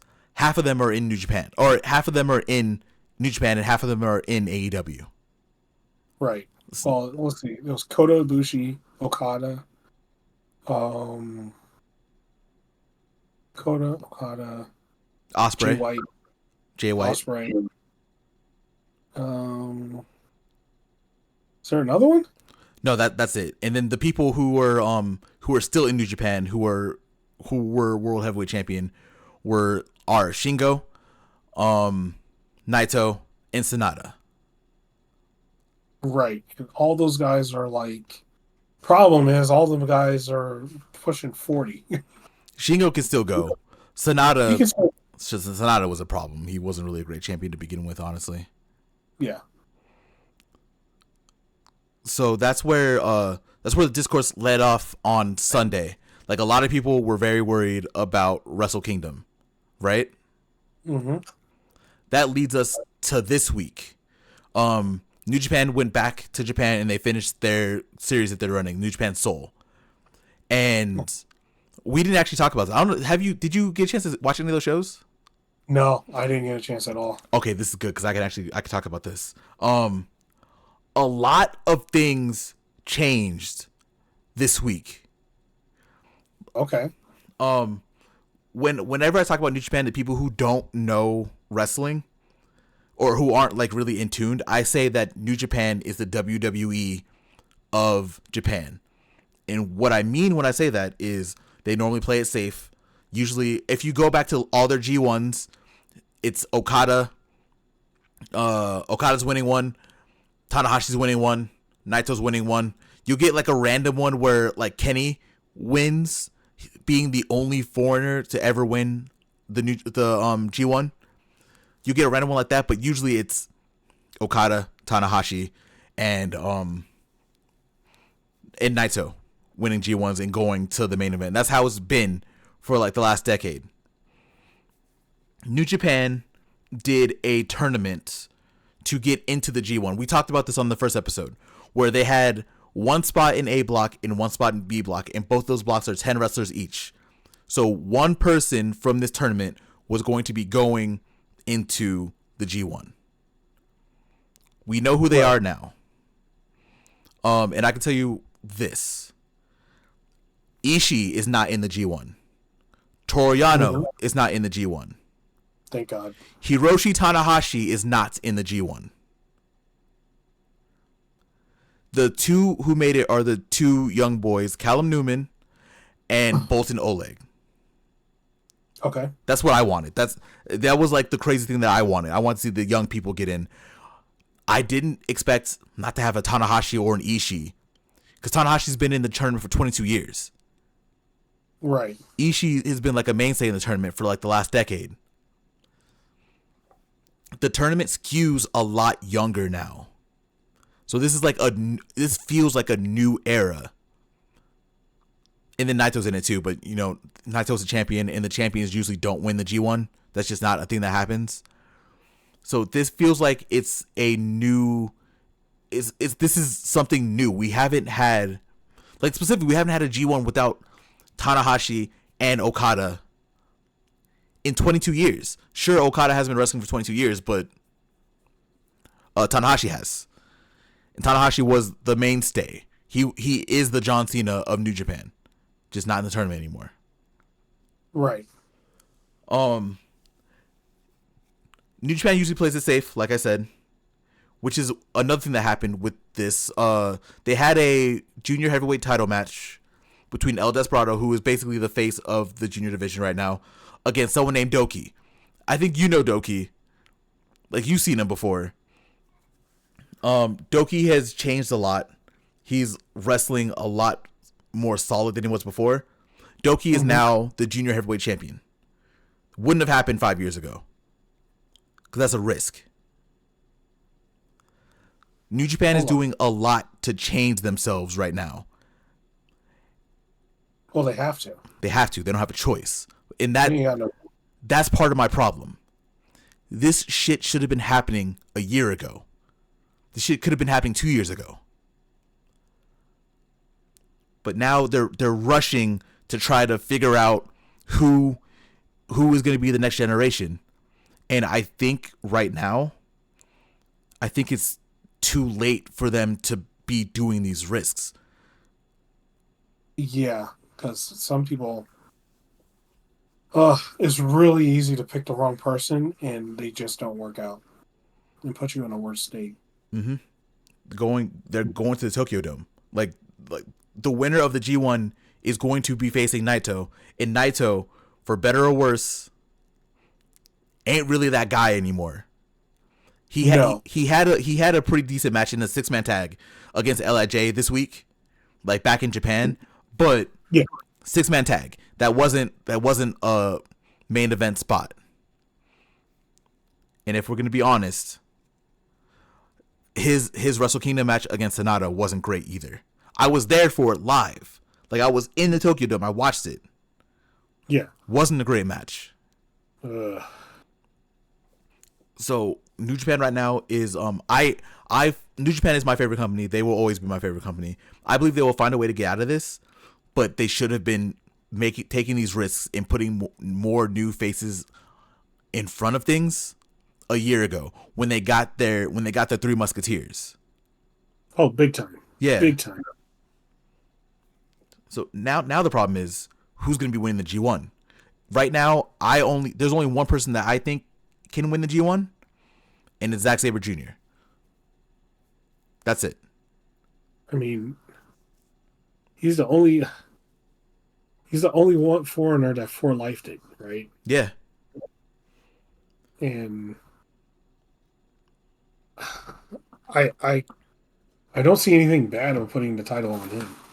I don't either, but I think they need to, because he's young enough, right? Like, it's not like he's super old or anything, like, and falling apart like,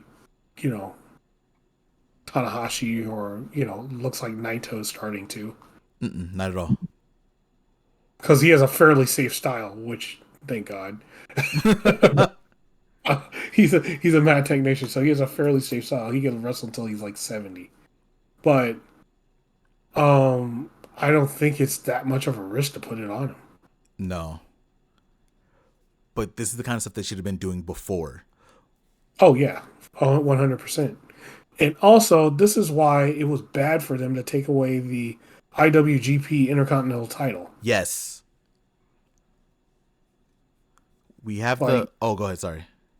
Oh, no, go ahead, man. Go ahead. We have the global title now, so it's basically a white title that they're going to try to make be the Intercontinental, I'm assuming. But the problem is, the person that is the champion is David Finlay. And I think Finlay is a great wrestler. He's also not that guy. No, he's not that guy at all. No. Not at all. He's like watching paint dry, man. Just You need somebody with some fucking personality, right? Mm-hmm. Like you look at the list of people that held the IWGP Intercontinental Championship, and you had like Shinsuke Nakamura, which is like that dude. That dude was like when he held that title, it looked like he was a world champ already. He was a god. Yeah, and then he went somewhere and lost it all. But Oh god, yeah, he did. damn it, I was trying not to do that. Nah, it's. I think that makes sense because just Shinsuke Nakamura, he was so good that the one year the World Championship did not main event a Tokyo Dome, it was because it was him and Tanahashi wrestling for the Intercontinental Championship. Yeah, Like he was the guy. he's that guy. He was that guy. People don't know that now, but he was that guy. Mm-hmm. But Let's see who else. Naito held it, and that was when he was in top form. Tanahashi held it. Yep, Kenny Omega held it. yep. God, MVP held it. MVP held it. He was the first. He was the first Intercontinental Champion. Yeah. So I don't know. There's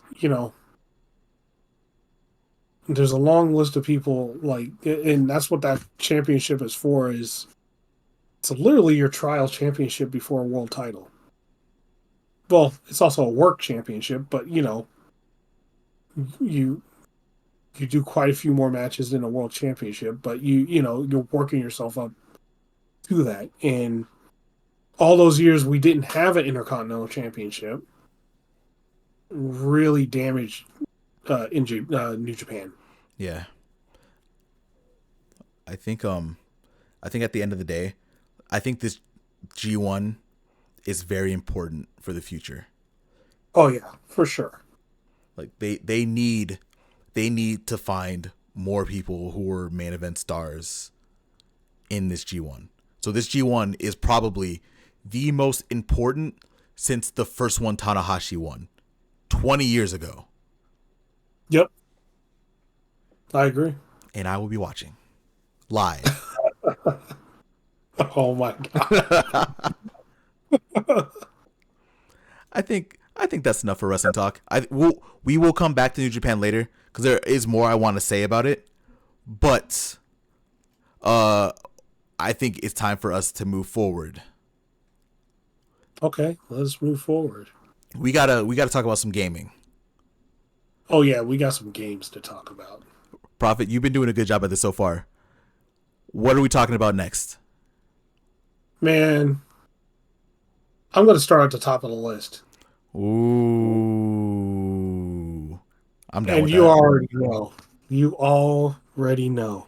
I'm about to take you guys for a little ride Oh, on that Marvel vs. Capcom Fighting Collection. oh man, is it crazy that we haven't even talked about this yet? Yeah, it is kind of crazy. Right? It's been a few weeks. It's okay. We let other people talk about it.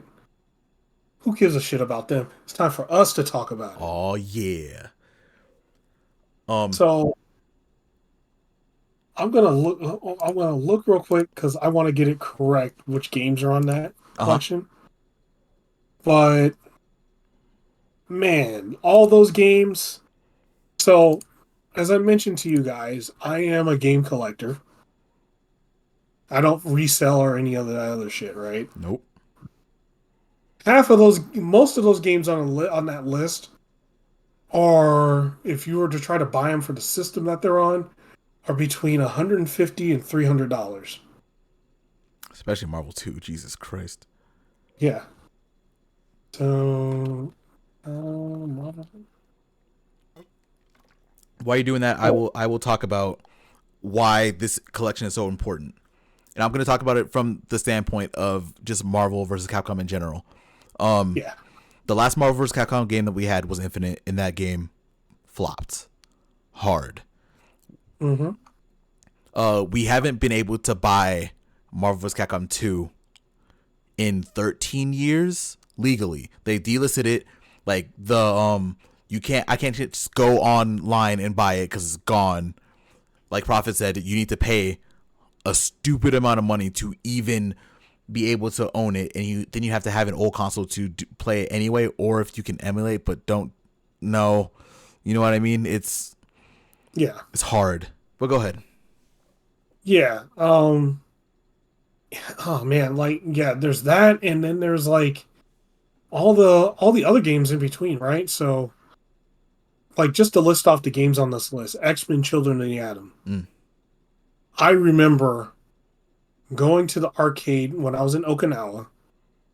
I went to we had an arcade on base, and the X-Men Children of the Atom machine was just put in there. That shit blew my mind. Like it was colorful. There's all these combos. There was like, I could play as Wolverine, Storm. I could play as any of the X-Men. Um, and it was crazy. It was amazing. Like that game was only on like PlayStation 1 and Sega Saturn, I think. I think it was on Sega Saturn. We'll just say PlayStation. But man, that game was like crazy. And then you have Marvel Superheroes, pretty much the game that came after that. That was such a great game. X-Men versus Street Fighter, when they started really heading into the versus games. Um, X-Men versus Street Fighter was awesome, but you could only play it on Sega Saturn. So, you see where this is going, right? Mm-hmm. Marvel Superheroes versus Street Fighter. Again, Sega Saturn and PlayStation. You can only play it on there. Another great game that you couldn't buy out. So the crazy thing about the first lineup of games that I've just talked about is you couldn't buy any of them outside of those old systems, right? And so their value is like skyrocketed, which is like other than emulating, it's damn near impossible to play them, which sucks. They're fucking fantastic games. They shouldn't be hyped up so much to where you can't play them, which I'm also glad why they brought out this collection. And then we have Marvel vs. Capcom, Marvel vs. Capcom 2, and then they added in another one, which actually got me hyped because I was looking at the Sega Genesis version and I was like, man, I'm not paying $150 for that. But this is the actual arcade version of the fucking game. The Punisher. Mm-hmm. The Punisher arcade game is a beat 'em up, and it is awesome. It's like one of the first. The importance of the Punisher for all the rest of these games on this list is the Punisher was the first licensed game from Marvel that Marvel and Capcom collabed together to do. So the Punisher came out. That game came out and became a success, which led to all the rest of the games that I've mentioned previously. So yeah, like to like start out, Punisher led to X-Men Children of the Atom, and then so on and so forth, right? Mm-hmm. I just think I'm glad, I'm super happy that they're bringing this out. I'm probably gonna double dip. I'm buying on the Switch and the PS5 or PS4 because I don't think they're doing the PS5 version, but Yeah. whatever. Yeah. Wherever it's going physical, I'm getting it. Okay. So, yeah. So Nintendo Switch and PS4. Yeah, I'm gonna double dip because you know what? Even though this is coming out online, who knows? Again, they lose the license and they delist the shit, and you can't buy these games again. Just, I would say, if you liked any of the games on the list,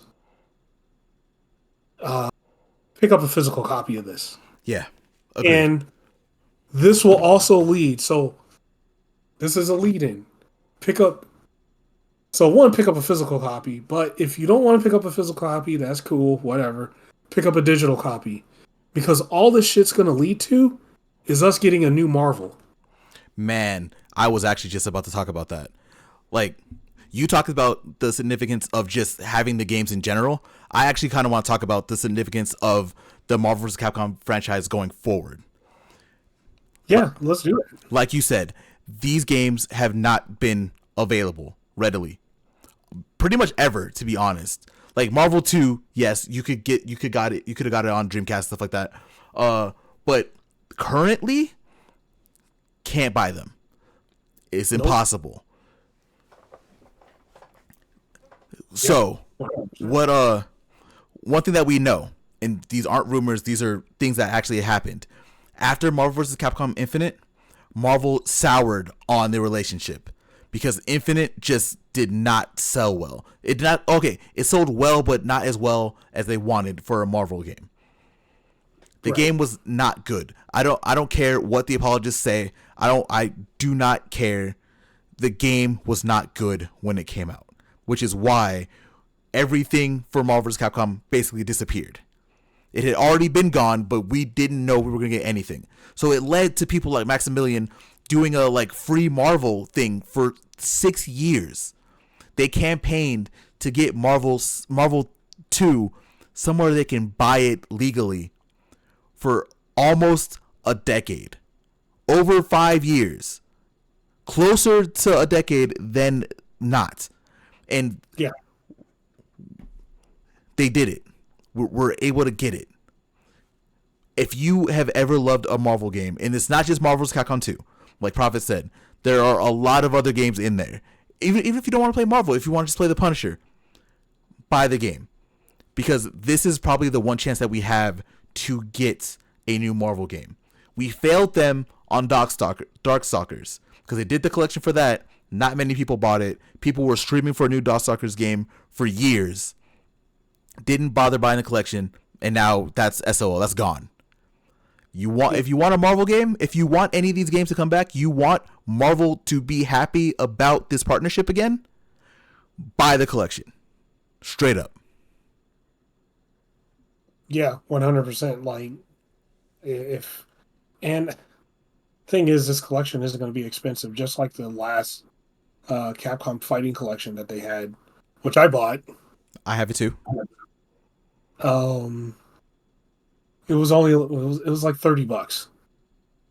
You're telling me you can't pay $30 for a collection of games that, if you were to actually try to buy them on their on the consoles that they came out on, and these are arcade perfect versus the ones on the consoles being semi perfect minus the Dreamcast MVC 2. Mm-hmm.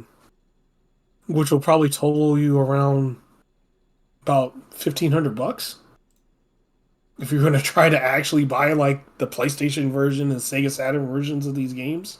And you need to have a console that can run them. They're not going to run your PS5. I'll tell you that much right now. Yeah. So I'm just saying, get out, buy the game, and let's help support Capcom and Marvel, and like, so we can get a proper Marvel vs. Capcom 3 with all the characters we like and love. Because look, compared to Infinite, they didn't have. They're still in that lured fucked up period where they didn't have the license to the X-Men. They have them now. The X-Men are going to be everywhere very soon. Off of the X-Men '97 show, which was insanely popular. Mm-hmm. I don't see them releasing another Marvel vs. Capcom without X-Men. We'll just put it like that. Just get the game, guys. Like, come on. Yeah, please. We need another Marvel game. Please. We need MVC 3, and we need it to be the hypest shit that's come out. Oh, it'd be 4. Yeah. Oh yeah, 4. Sorry. No, you're good. I keep forgetting. Because I liked Ultimate. I didn't really play 3 that much, honestly. I did for a little bit. I wasn't any good at it, but I did for a little bit. No, that's the thing. I'm not good at Marvel vs. Capcom games. Not at all. Now that I have the cheat box, I can probably be good at them. Oh God. I need to give me one of those. You do. Do it right now. No, don't do it right now. No, no. All right. Let's move forward. Again, you've been doing good at this. I'm pretty sure I know where we're gonna go. But what do you want to talk about next? We started out with good, right? Mm-hmm. We got to get the bad out the way, man. Oh yeah. We ain't gonna end with bad, are we? No, I No. don't think so. Set this up over the weekend. Last week the looter shooter game called The First Descendant came out. Mm-hmm. And, just to give a brief summary about it, it's you get a selection of characters similar to how you do in Warframe. Like right in the beginning, you could pick between a tank character, a middle of the road character, and then a DPS focused mage type character, right? And you go into this world, and um, the world is messed up because I think it was like these ancient beings woke up. Mm-hmm. I have to like look at the story again, but these ancient beings woke up, and they started attacking Earth basically and destroying pretty much destroyed most of Earth. Then there was an ancient power uh, that humans did not know of, and it suddenly awoken, and all the humans got the power to fight back. And the first set of people that get these powers are called the First Descendants. So, as usual, there's two things that happen: good people get the power, and bad people get the power. The person that's got the power is trying to, do the same thing that the aliens were doing, is probably pretty much take over the world. You and like the a cast of, I think it was like 15, 20 characters are It's something trying like to that. stop. So that's to set up the story. The gameplay is like mm, third person, kind of like Warframe-ish in a way. Yeah. But actually, like, I'll let you talk about the gameplay. So like Prophet said, it is a looter shooter.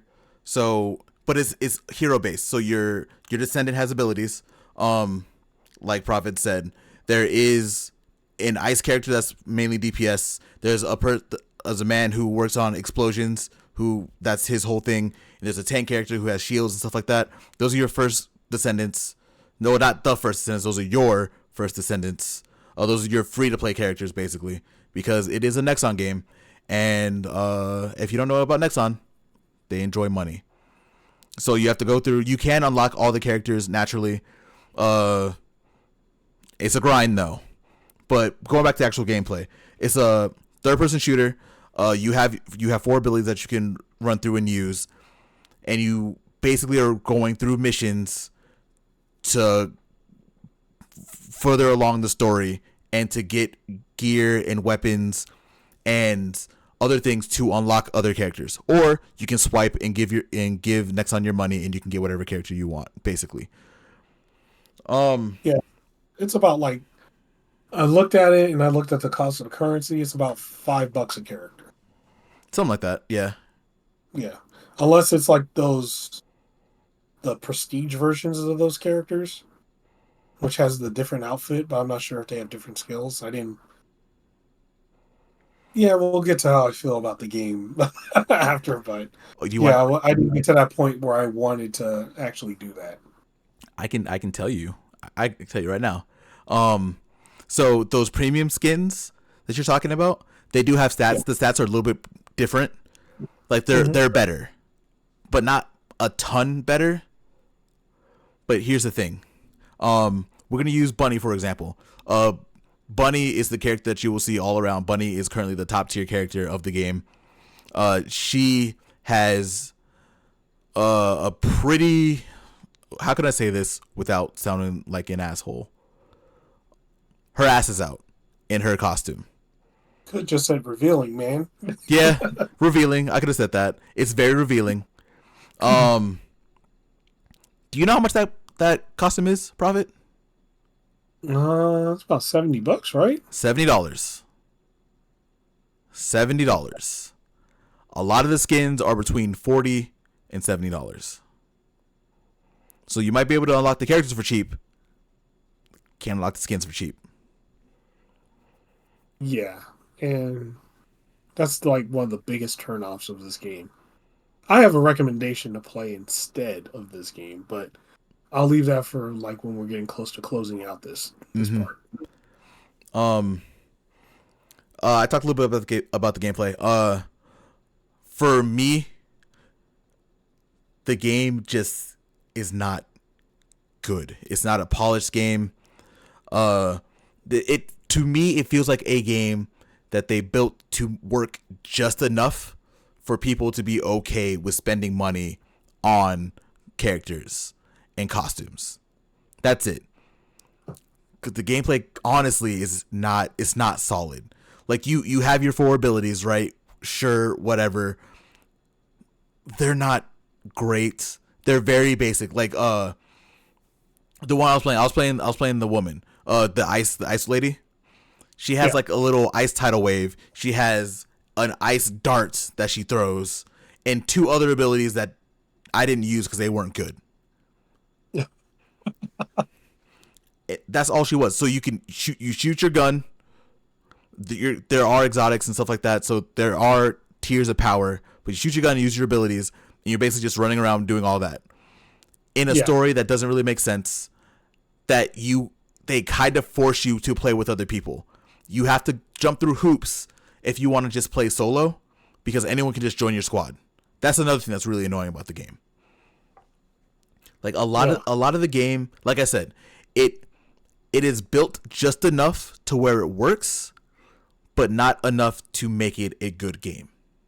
Yeah, I can see that. Like I didn't even get as far as you did. Like as far as playing it, I think I played like 45 minutes an hour, and I was like, I don't want any part of this game. I could play a superior version of this game. The one I can buy and one I can play for free. Actually, 2 I can play for free, and then 1 I can buy. Go ahead, Sam, because I think we're pretty close to done with this. I don't want to talk about this game too much anymore. Yeah, so like just to finish off this topic of First Descendants, it's not a great game. It's super predatory as far as the practices go, as for players, and it's not worth your time. Like it's going to be a frustrating experience, and then and the grind. Like you start looking at the grind, and that grind of that game is completely fucking insane. Mm-hmm. Don't do it. They're just literally forcing you to pay money for time. So I'm going to mention a few games that you can play that are, pretty much same genre, but like a million times better. One I mentioned earlier, Warframe. If you haven't played Warframe, you're a ninja. A ninja with a gun. Play it. It's great. And you have we'll say about 45 characters plus that you can use. I think they just released one this week or a couple weeks ago called the Jade something. But play that. They've done so much to like make that game great, and they gave it extra story bits. They're just like really hammering home that game. Play Warframe. The other game I'm going to recommend is play Destiny 2.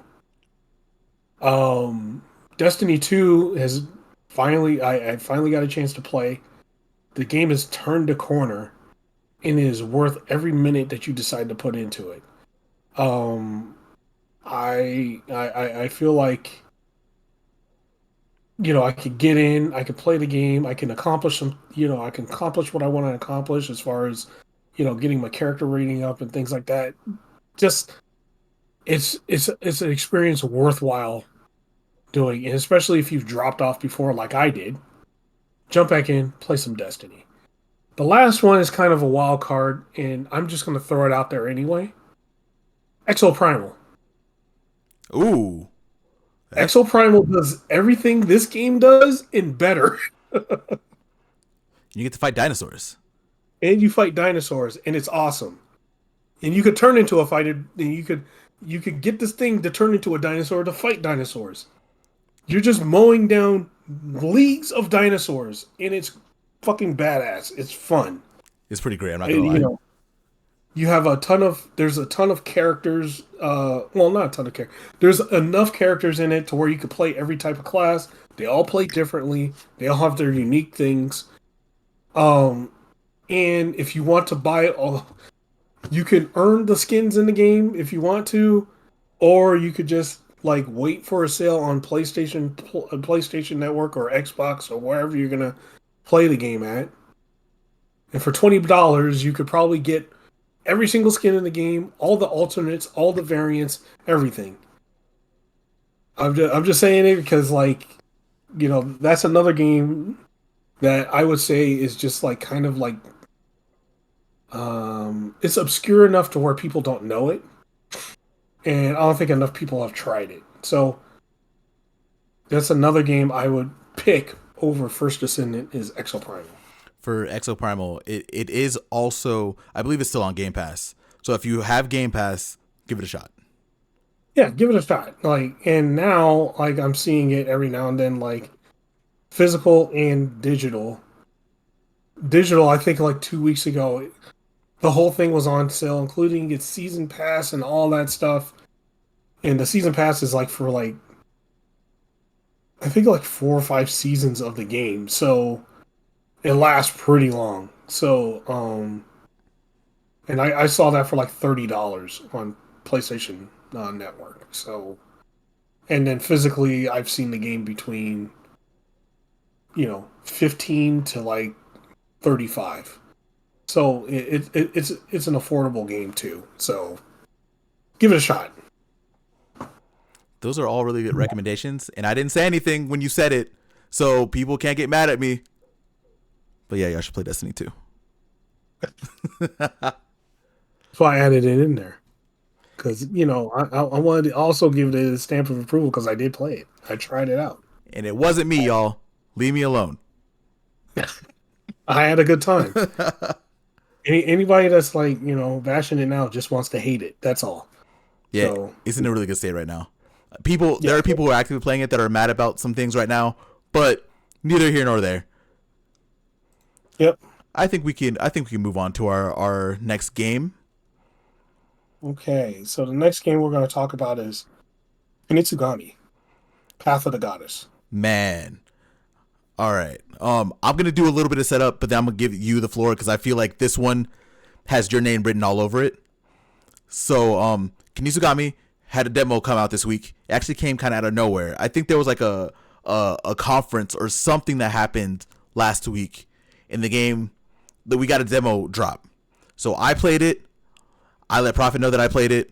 Prophet played it. Now, Prophet, what do you think of the game? Man, it's cool. Like, it's one of those few games that I feel like it feels like. Now, people don't take this the wrong way, people. It feels like a PS2 era game, PS2 original Xbox era game, right? Like, and what I mean by that is, it's one of those games that actually has fucking creativity. It has an identity, right? Like a lot of these games now are pretty. There's a lot of same games, right, going on right now. This game completely stands out. It has like, So, okay, it combines a bunch of genres, right? Well, I won't say it combines genres. It's kind of its own thing. So, it has a little bit of RTS in it. And so it has like RTS, it has tower defense in a way, and mixed with a little bit of an escort quest. Yeah, I guess it's true. It's true. I guess that's the best way I could say it, right? It's true though. Like, because like the main point is to escort the princess to the end of the map and make sure she doesn't get killed by the monsters that are coming in, right? Mm-hmm. But before that point, you're gaining resources and like getting people like there's like you'll run around and you'll see people that are like you'll hit these things. You'll hit like this corruption. I think that's what it is. It's like a corruption. Yeah. And after you destroy it, there'll be somebody trapped inside there, and like, oh, it'll be like a villager or something like that. And one of the cool things that you can do after you destroy the corruption is you can assign these villagers a class. So you have in the demo they had bowmen, axemen, and damn it, I forget what the last one is. It was the one that costs like 150. It's like the highest one. Yeah, I don't remember what it was called, but it was kind of like a shaman. But that wasn't the name of it. But that's kind of what it was. That's his function. It was kind of like the healer-ish, slower type guy. Yeah. Right. Like a debuffer. But the importance of every single one of your guys is important. You don't want to weigh one more than the other one unless the circumstance is like, the circumstance, needs it, right? If you need a whole bunch of shamans to slow this big guy, you need like 10 shamans to slow this big guy. That's the thing. But like the axemen, you can send the axemen around to start like gathering resources in areas, and then you could build minor things, right? And your whole thing is when night falls, that's when the monsters come. And that's when the princess is stupidly trying to get across the map. she's doing her little thing, walking forward. And you and the guys that you saved have to fight the horde of monsters that come through. So depending on how you built up and set up before is going to directly result in your failure or success. But one of the cool things is your character, you can fight too. It's not like a tower defense where you're just Eye of God and, Hand of Godding it and letting everything play through. No, you can have a direct result in fighting the enemies that come through and fight with your guys that you assign the certain classes. So I think it's really cool. It really like it reminds me of like, the older games where you jump in, you find out what it is, and then you get the identity of the game and you can play it. It's super creative. I like it a lot. And I'm just pissed there's no physical copy of it. Yeah, that does suck, right? Yeah. But like you said, that game is interesting. It took me a minute to get into it because I think after the first night I was like, whatever. But then I kept going, and then after we finished the first map, and you go fight like the giant boss in the middle of that. That's a whole other thing too, by the way. I think that's when it really started clicking with me. And then we went to the second level where the map is longer and you have to take the priestess further down. That's when I really started getting into the game, and I really enjoy the gameplay loop of it because it really makes you think. Like Prophet said, you have to balance your characters.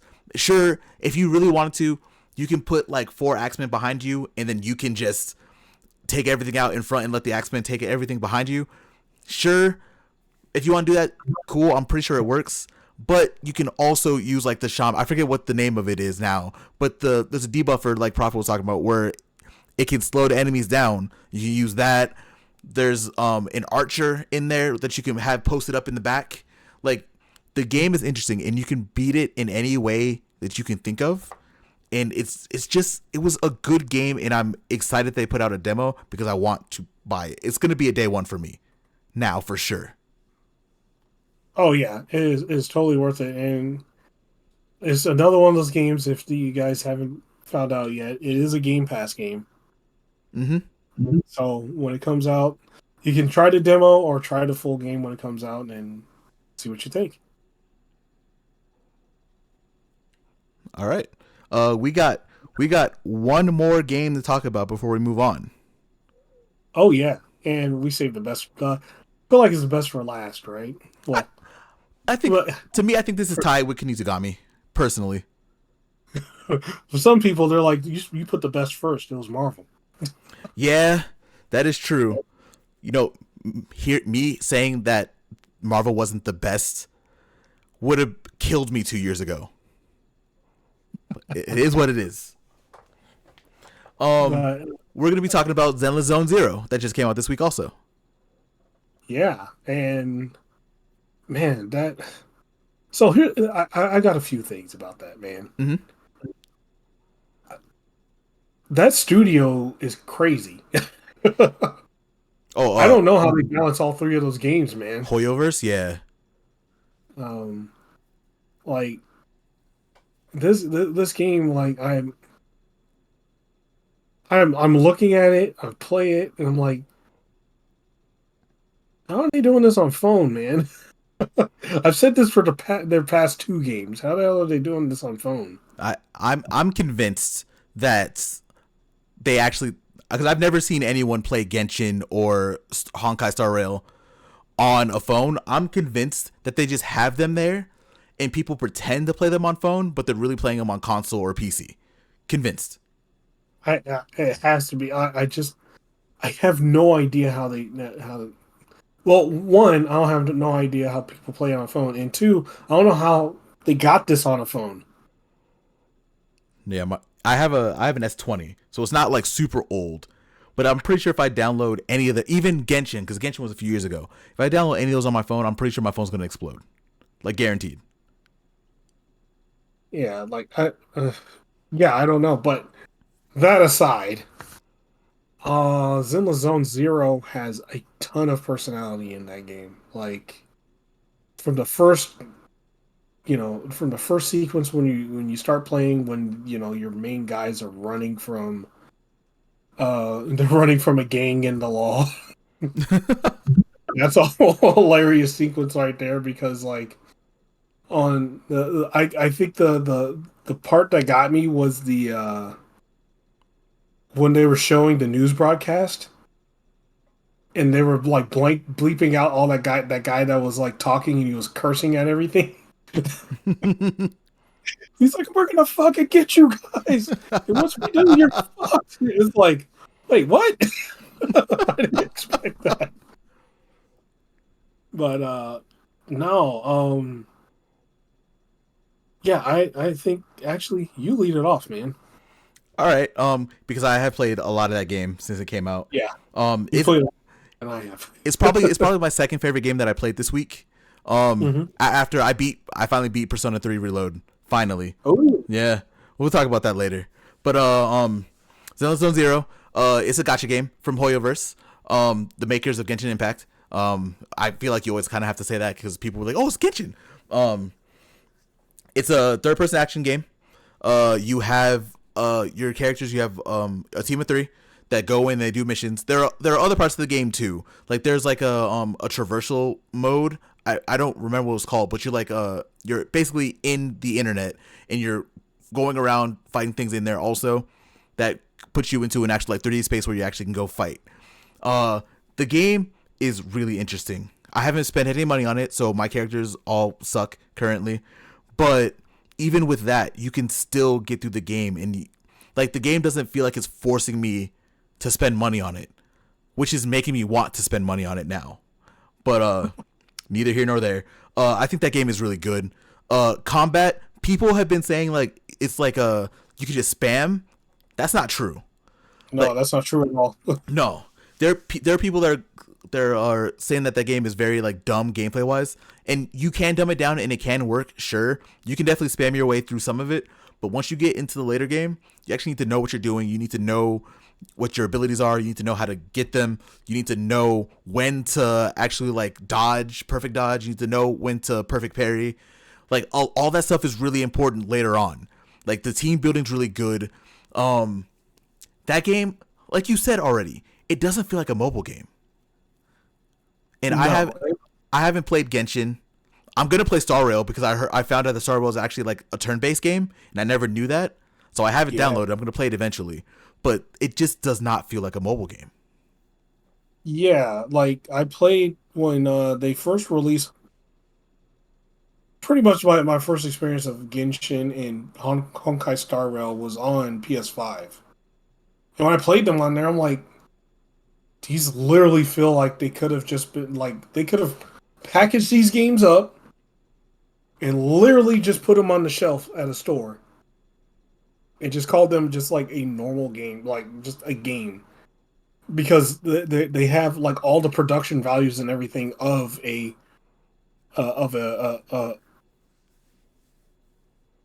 a big studio console PC release. Mm-hmm. So yeah, like especially Honkai Star Rail. Honkai Star Rail takes it is like it's really cool. Like I enjoy that game.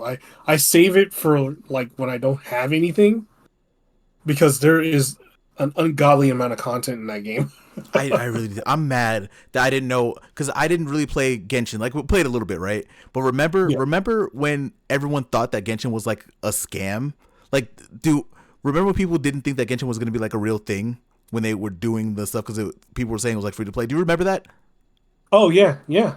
Oh yeah. God, look how far we've come. But yeah, I didn't want to play. I played a little bit of Genshin. I never played Honkai Star Rail, which that would probably be my favorite game of the Hoyoverse games. Um, Zenless Zone Zero is so good. It's so good. And there's also like early, like the games came out this week. There's still a lot of content doing there, and you know they're gonna keep on they're gonna keep the game up because they keep up Genshin, they keep up Star Rail. I think what Honkai Impact the Third is also their game too, so they technically have four, right? This is the fourth. Yeah, that's the Zenless Zone Zero is the fourth, Yeah, and they keep up all the games which is somehow. like it's mind blowing to me because it's like, do they have like it looks like they have like a studio over like 300-400 people. They have to. There's no way they could keep that big like live service games up at the same time, and they're all like churning in pretty decent money from what I've seen. Dropping good content for each one of them. Yeah, like there's no way they have like a. It's a small studio of people. It'd be impossible. I can see it being small for Genshin when Genshin first came out, but after Hmm. because Genshin went nuclear, like Genshin was insane. Oh yeah, like it was insanity. Like people played it and they're like, "This is real," and then they played more and they're like, "Oh wait, it's actually good." That game made so much money, bro. Jesus Christ. But Yeah, overall, I think Zenless Zone Zero is a really good game. It's free to play. If you haven't downloaded it already, which is crazy, they've already passed like 10 million downloads already. By the way, we got prizes today for that. So if you haven't played Zenless Zone Zero, you should. Get Hoyoverse is like we were talking about the first Descendant, and the first Descendant felt money hungry. Like I told you before the podcast, like a couple days ago, that the first Descendant felt worse than a gotcha game. yeah, When I said that, I was talking about Zenless Zone Zero because I haven't spent any money. They haven't forced me. I haven't seen in anything to spend money. Like I had to search for it to see where it was. yeah. They know what the hell they're doing. But they do that with all their games though. Like um Genshin Impact, that shit's hidden, man. Like you have to really look for it. If you want the shop, you got to look for it. They want you to play the game first and foremost.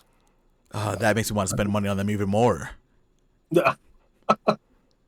And they balance the game around to where you can, you know, it like the set of heroes that you get, you can actually like do pretty well. And like if you're playing the story, you can beat the story with like a lot of the starter heroes that you get. Yeah, they're a decent team. Yeah. You have anything else you want to talk about for Zenless Zone Zero?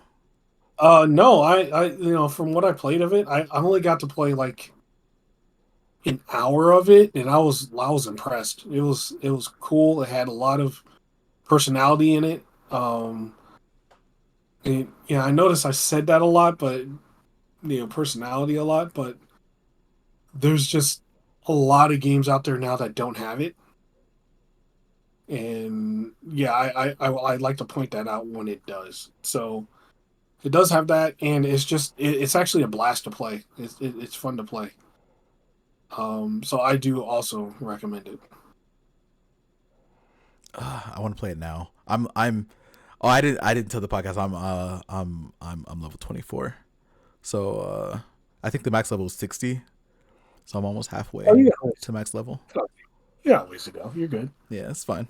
It'll slow down soon enough. No, it won't because I'm about to start spending some money. Oh, fuck. But yeah, that's actually the last thing in our gaming segment. Oh man. So So, oh, go ahead, go ahead. I was gonna say, so we have anime now, and man, we got some. This week is going to be more like stuff we're looking forward to, Mm-hmm. um, and stuff that's coming up, and some of the stuff from I think it was the Anime Expo that happened this week. Yeah, it's going as we're recording. They're still doing like its closing ceremonies pretty soon. Okay, so here's some of the things that we're looking forward to. Going forward, from for the next few seasons. And actually, funny enough, all of them except one come out in October. October's about to be stacked. we're we're I'm just we're right now. skipping the summer season right now, going straight into fall.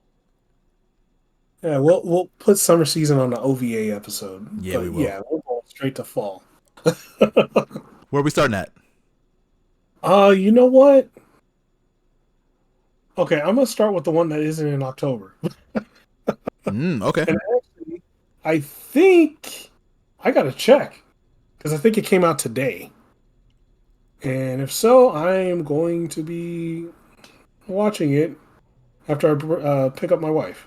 Mm-hmm. But it is the Kinnikuman Perfect Origin arc, which is, Kinnikuman is Ultimate Muscle. Ooh, it's back.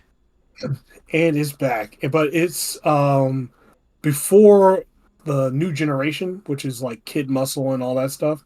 This is like the original stuff with King Muscle and all of his all of his like many like thousands of adventures that he's had. I'm really looking forward to this. I can't say enough that like a pro wrestling show with superhuman pro wrestlers. I'm all for it. Mm-hmm. Um, but I gotta look at this arc a little more because I think it's the one with.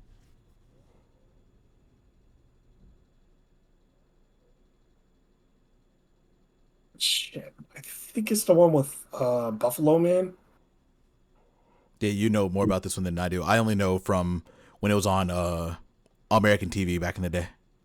Yeah, like, well, Buffalo Man, he's in the Ultimate Muscle like. Yeah, the cartoon or the dub from like 20 years ago. Yeah, he's in New Generation, but he's older.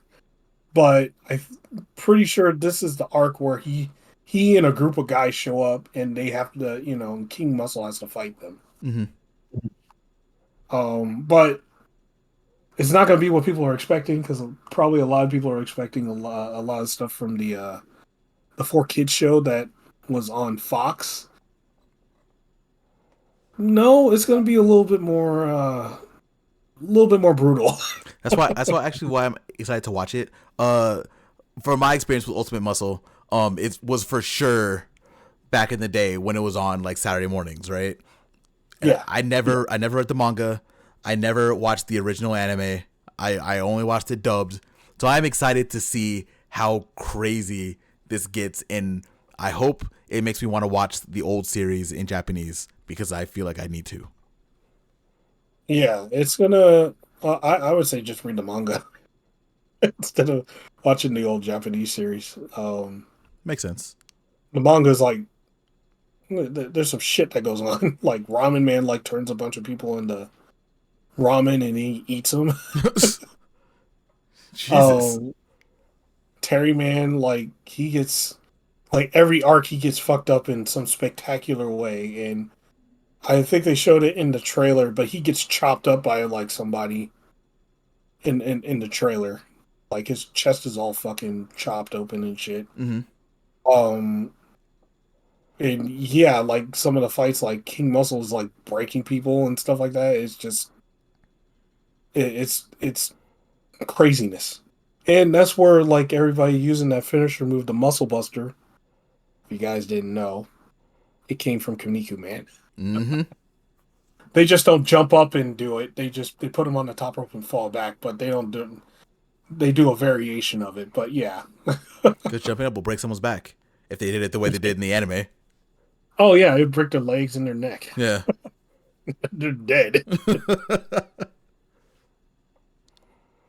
But yeah, not that's enough. We can move on to the next one. Which one you want to? Which one you want to talk about next? I'm excited for all three of these. So, Oh man, you know what? We'll start with Bleach, 1,000 Year Blood War Part 3. man, I feel like it was delayed. I feel like we were supposed to get it this season because I remember we got it. What part two was summer last year? It was last year, yeah. So about a year, a little over a year. Okay. Yeah. Well, there's a reason for that though, because they also announced a game that's also coming out in October. Mm-hmm. Um, so there's a new Bleach game, and it's gonna come out near the time 1,000 Year Blood War Part 3 comes out. And man, Part 3 is gonna be insane. Yeah, people thought part two was crazy with all the fights that were happening. It's only gonna get worse. Oh yeah, it's only gonna get turned up. Mm-hmm. We're gonna get Kenpachi in full demon mode right now. God, Oh, bro. I can't wait to see that animated. There's a lot of things I want to see animated from this season that are gonna be coming up. Yep, it's gonna be. Oh, I can't wait. It's gonna be awesome. Oof, I don't even want to touch on it too much because we can talk about the Yorichi fight. We can talk about Kenpachi. Oh man, no, you know what? No. If you haven't watched part one or part two of Thousand Blood War, if you haven't watched Bleach in general, definitely should. A lot of people, Bleach gets a lot of slack from a lot of people saying it's like the worst of the big three, and it's definitely not the worst. It's definitely the second best of the big three, and it's worth a watch. People should watch it. People should read it. Just enjoy Bleach because it's really good. Yeah, like when Bleach is. I always like to compare Bleach to like Dragon Ball in a way. Because when Bleach does its thing, when Bleach really does its thing and it's like firing on all cylinders, there's hardly a show better than it. Or a series that's like better when it's actually doing its thing. And Thousand Blood War is doing its thing. Both Oh part yeah. one and part two have been fantastic. Oh yeah. Like so fantastic that when they showed up on the Xbox Marketplace, I bought them. I bought both seasons. Ooh, yeah, you bought them on the sale? Oh yeah. Like Yeah. they were like half price, man. Mm-hmm.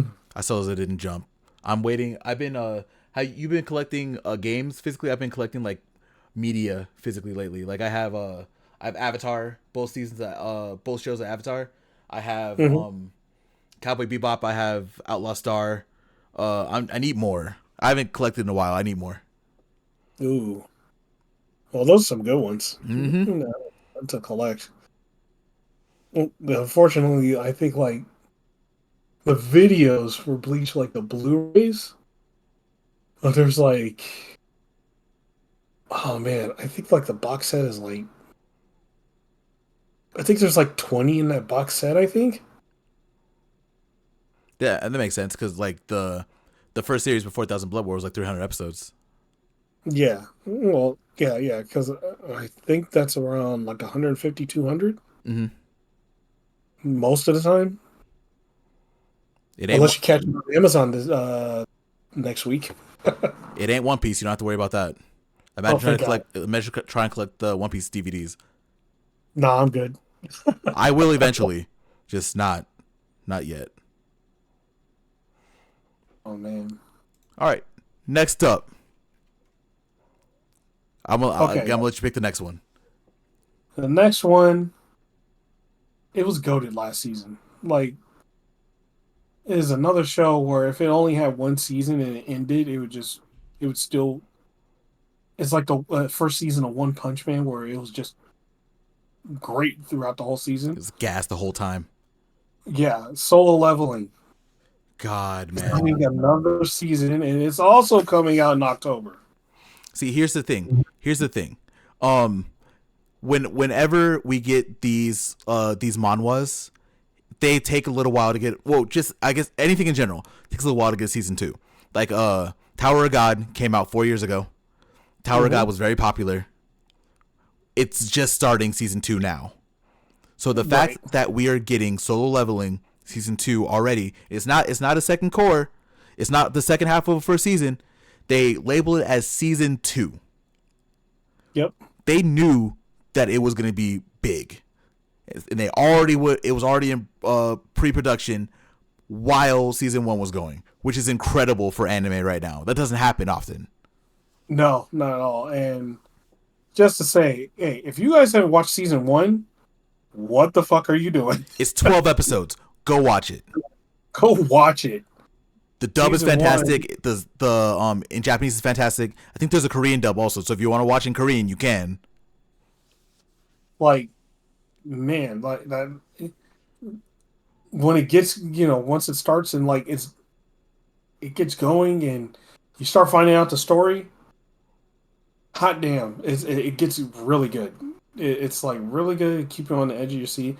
And in 12 episodes is better than a lot of shows that are like 24 and 30. So, like, just watch that. And we're getting a season 2 already. Even more, yeah.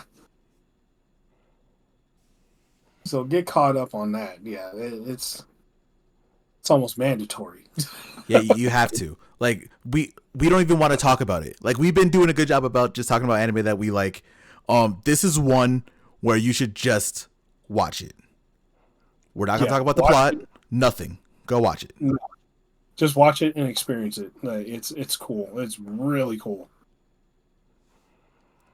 All right, man. We got one more anime that we got to talk about. We went from one goated character, and we're going to another from a previous season also. Yes, sir. And I will say, like, this show was, how do I say it? Like, it was one of those ones I didn't know, like, I was hoping and praying it didn't go to Sword Art Online route, and it didn't. No. So, the show is called Shangri-La Frontier, and it's literally about a character, the main character. He plays a bunch of shit games. He's a gamer. He plays a bunch of crap games. And he finally decided to play one of the best RPG around at that time. Like they're in the show they're called God games. Mm-hmm. So he logs in and he's like, "Oh, hey, this game is actually good. They actually take care of it, because all the other games he played, they were like, they'd have bugs all over the place, and he would like take advantage of bugs and shit. But why we call the main character Sunraku the GOAT is throughout his journeys he does some crazy shit within Shangri-La Frontier that I really don't want to spoil. Like it's for like when you watch it and you see it. But he does, I guess the best way to say it is, you're playing a game and you do something cool, or you figure something out. It's like watching that happen within the show, and it's so cool to watch. I'm gonna touch on a little bit because you brought up Sword Art Online, so I want to make sure we ease people because you already said it's not like Sword Art Online, but What I enjoy about the show is that it's strictly in a VR space, right? They're able to log in, they're able to log out. Like they are literally just playing a game. And Sunraku, he is good at games because he used to play trash games. So he found out exploits. He was able to play a bunch of garbage games, and that all translated to him being a great gamer that's helping in Shangri-La Frontier. To talk more about him as a character, I don't know what else we could say other than he's just a gamer. He wants to explore. He wants to figure things out. There are parts of the show that we are not going to talk about because, like Prophet said, you should just experience it. This one is like 24 episodes, so it's a little bit more of a time a little bit more time investment, but it's worth it. The show is good from episode 1. The one thing that I like about it, and this is gonna sound crazy, I hope I'm not killing the show for saying this, but because it's a game, there aren't really any crazy stakes, but it still feels impactful whenever they do things in the show. Right. Like there's no oh, we're stuck in the game, now we have to try to figure it out. Like there's an episode where Sunrocker was playing for like 12 hours. It was like, okay, you know what, it's time for me to get off, and he just logged off. Like but it's still, the show is still fantastic. Yeah. Well, he logged off and took a little break and was like, instead of logging into Shangri-La Frontier, I'm gonna play my little trash game real quick and then log in. Like a gamer does. Like a gamer does. And yeah, I want to also touch on the stage part. I think what's appealing about the show for me is that we've already had like 3 or 4 different animes with the premise of you're stuck inside the game and you can't get out. Right? Mm-hmm. Like, I think it's really refreshing the fact that on this one, he's not stuck inside the game. He just wants to play the game. And he's figuring it out without the, hey, you're going to die if you die in this game type thing. Or you're going to lose your memories if you get killed, on stuff like that. Right? So, I think I think that was like one of the main things I liked. And I remember telling you about it after I watched a few episodes. I was like, hey, it's not like Sword Art where they're stuck in the game. He's just a gamer playing the game. I think it's because they do a really good job of balancing out like that risk, because there are parts in there where, well, I'll say for me, there's sometimes where I forget he's playing a game. Like, without getting too much into it, there's a specific fight that happens near the end of the season that they basically have been like prepping for since like the beginning of the second half of the season. Mm-hmm. And for a while there, I forgot that they were playing a game. I was like, oh shit, this is life or death. They have to do this. They have to do this. When realistically, no. Like, this was the chance to do what they had to do. So it was important there. But if they would have lost, it would have been like, oh man, let's grind up and try again. Like a game. Yeah. Yeah. Well, we'll talk about it offline, but there was stuff that they could have lost. Yeah, there was, but it wasn't anything like, it wasn't life or death. Right. They wouldn't have lost their life, or anything like that. Like, they wouldn't have lost their life, their human life or anything like that, right? Yeah, no. But there was still a risk. There was risk in game that if they would have lost, there was like some consequences, and there was like another thing about the event where they probably couldn't do it again if they lost. Yeah, because that was, again, without getting too much into it, that was the only time that they can actually do that. They waited, we can say they waited for a patch. And at that time, they were like, okay, this is the time that we can actually do this. So they went in and they did it then. Yep. But there is a lot to that show. We're talking about one specific fight, but there was another one that was pretty intense. There's a lot. That show has a lot going for it, and it's a breath of fresh air considering like all the other game type anime that there are. It's just fun to watch. And I was so sad that that was over. I'm happy it's coming back pretty quick. We didn't have to wait for that long for season 2. And I hope they just continue that trend. Yeah, same here, man. Like that show, it just all around great. I think like, and you also get aspects from other people too. So, there's a few other characters. There's like a pro gamer, and there's like a girl that's like a supermodel that also plays the game. And then there's one of the Sunraku's classmates that he doesn't know that has a crush on him that also plays the game, and she's like one of the best players in the game. Best characters in one of the best guilds. Yeah. It's awesome. The show is incredible. We've given you all 4 incredible shows to watch if you haven't watched them before. You should honestly take the time and watch all of them. All of them are pretty much done, and they're not getting anything else until later, except for Bleach. Well, I guess even Bleach too. Like, they're all going to be coming back later, so you have time to catch up before their new seasons start. Ultimate Muscle is starting now, but Ultimate Muscle was, I think, literally started today. Yeah, so that one you can watch watch that weekly, but the other three, take some time, sit down and watch them because they are fantastic. And that's it. That's it.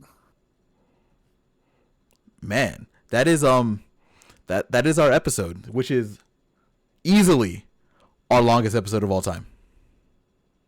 It has to be like 2.5 hours. I will talk to you about it offline about how long it is, but we'll talk about it. Oh, I see the watch together thing says 3 hours and 26 minutes. It's gonna kick us out of the YouTube thing. We have 3. I don't know if you see this.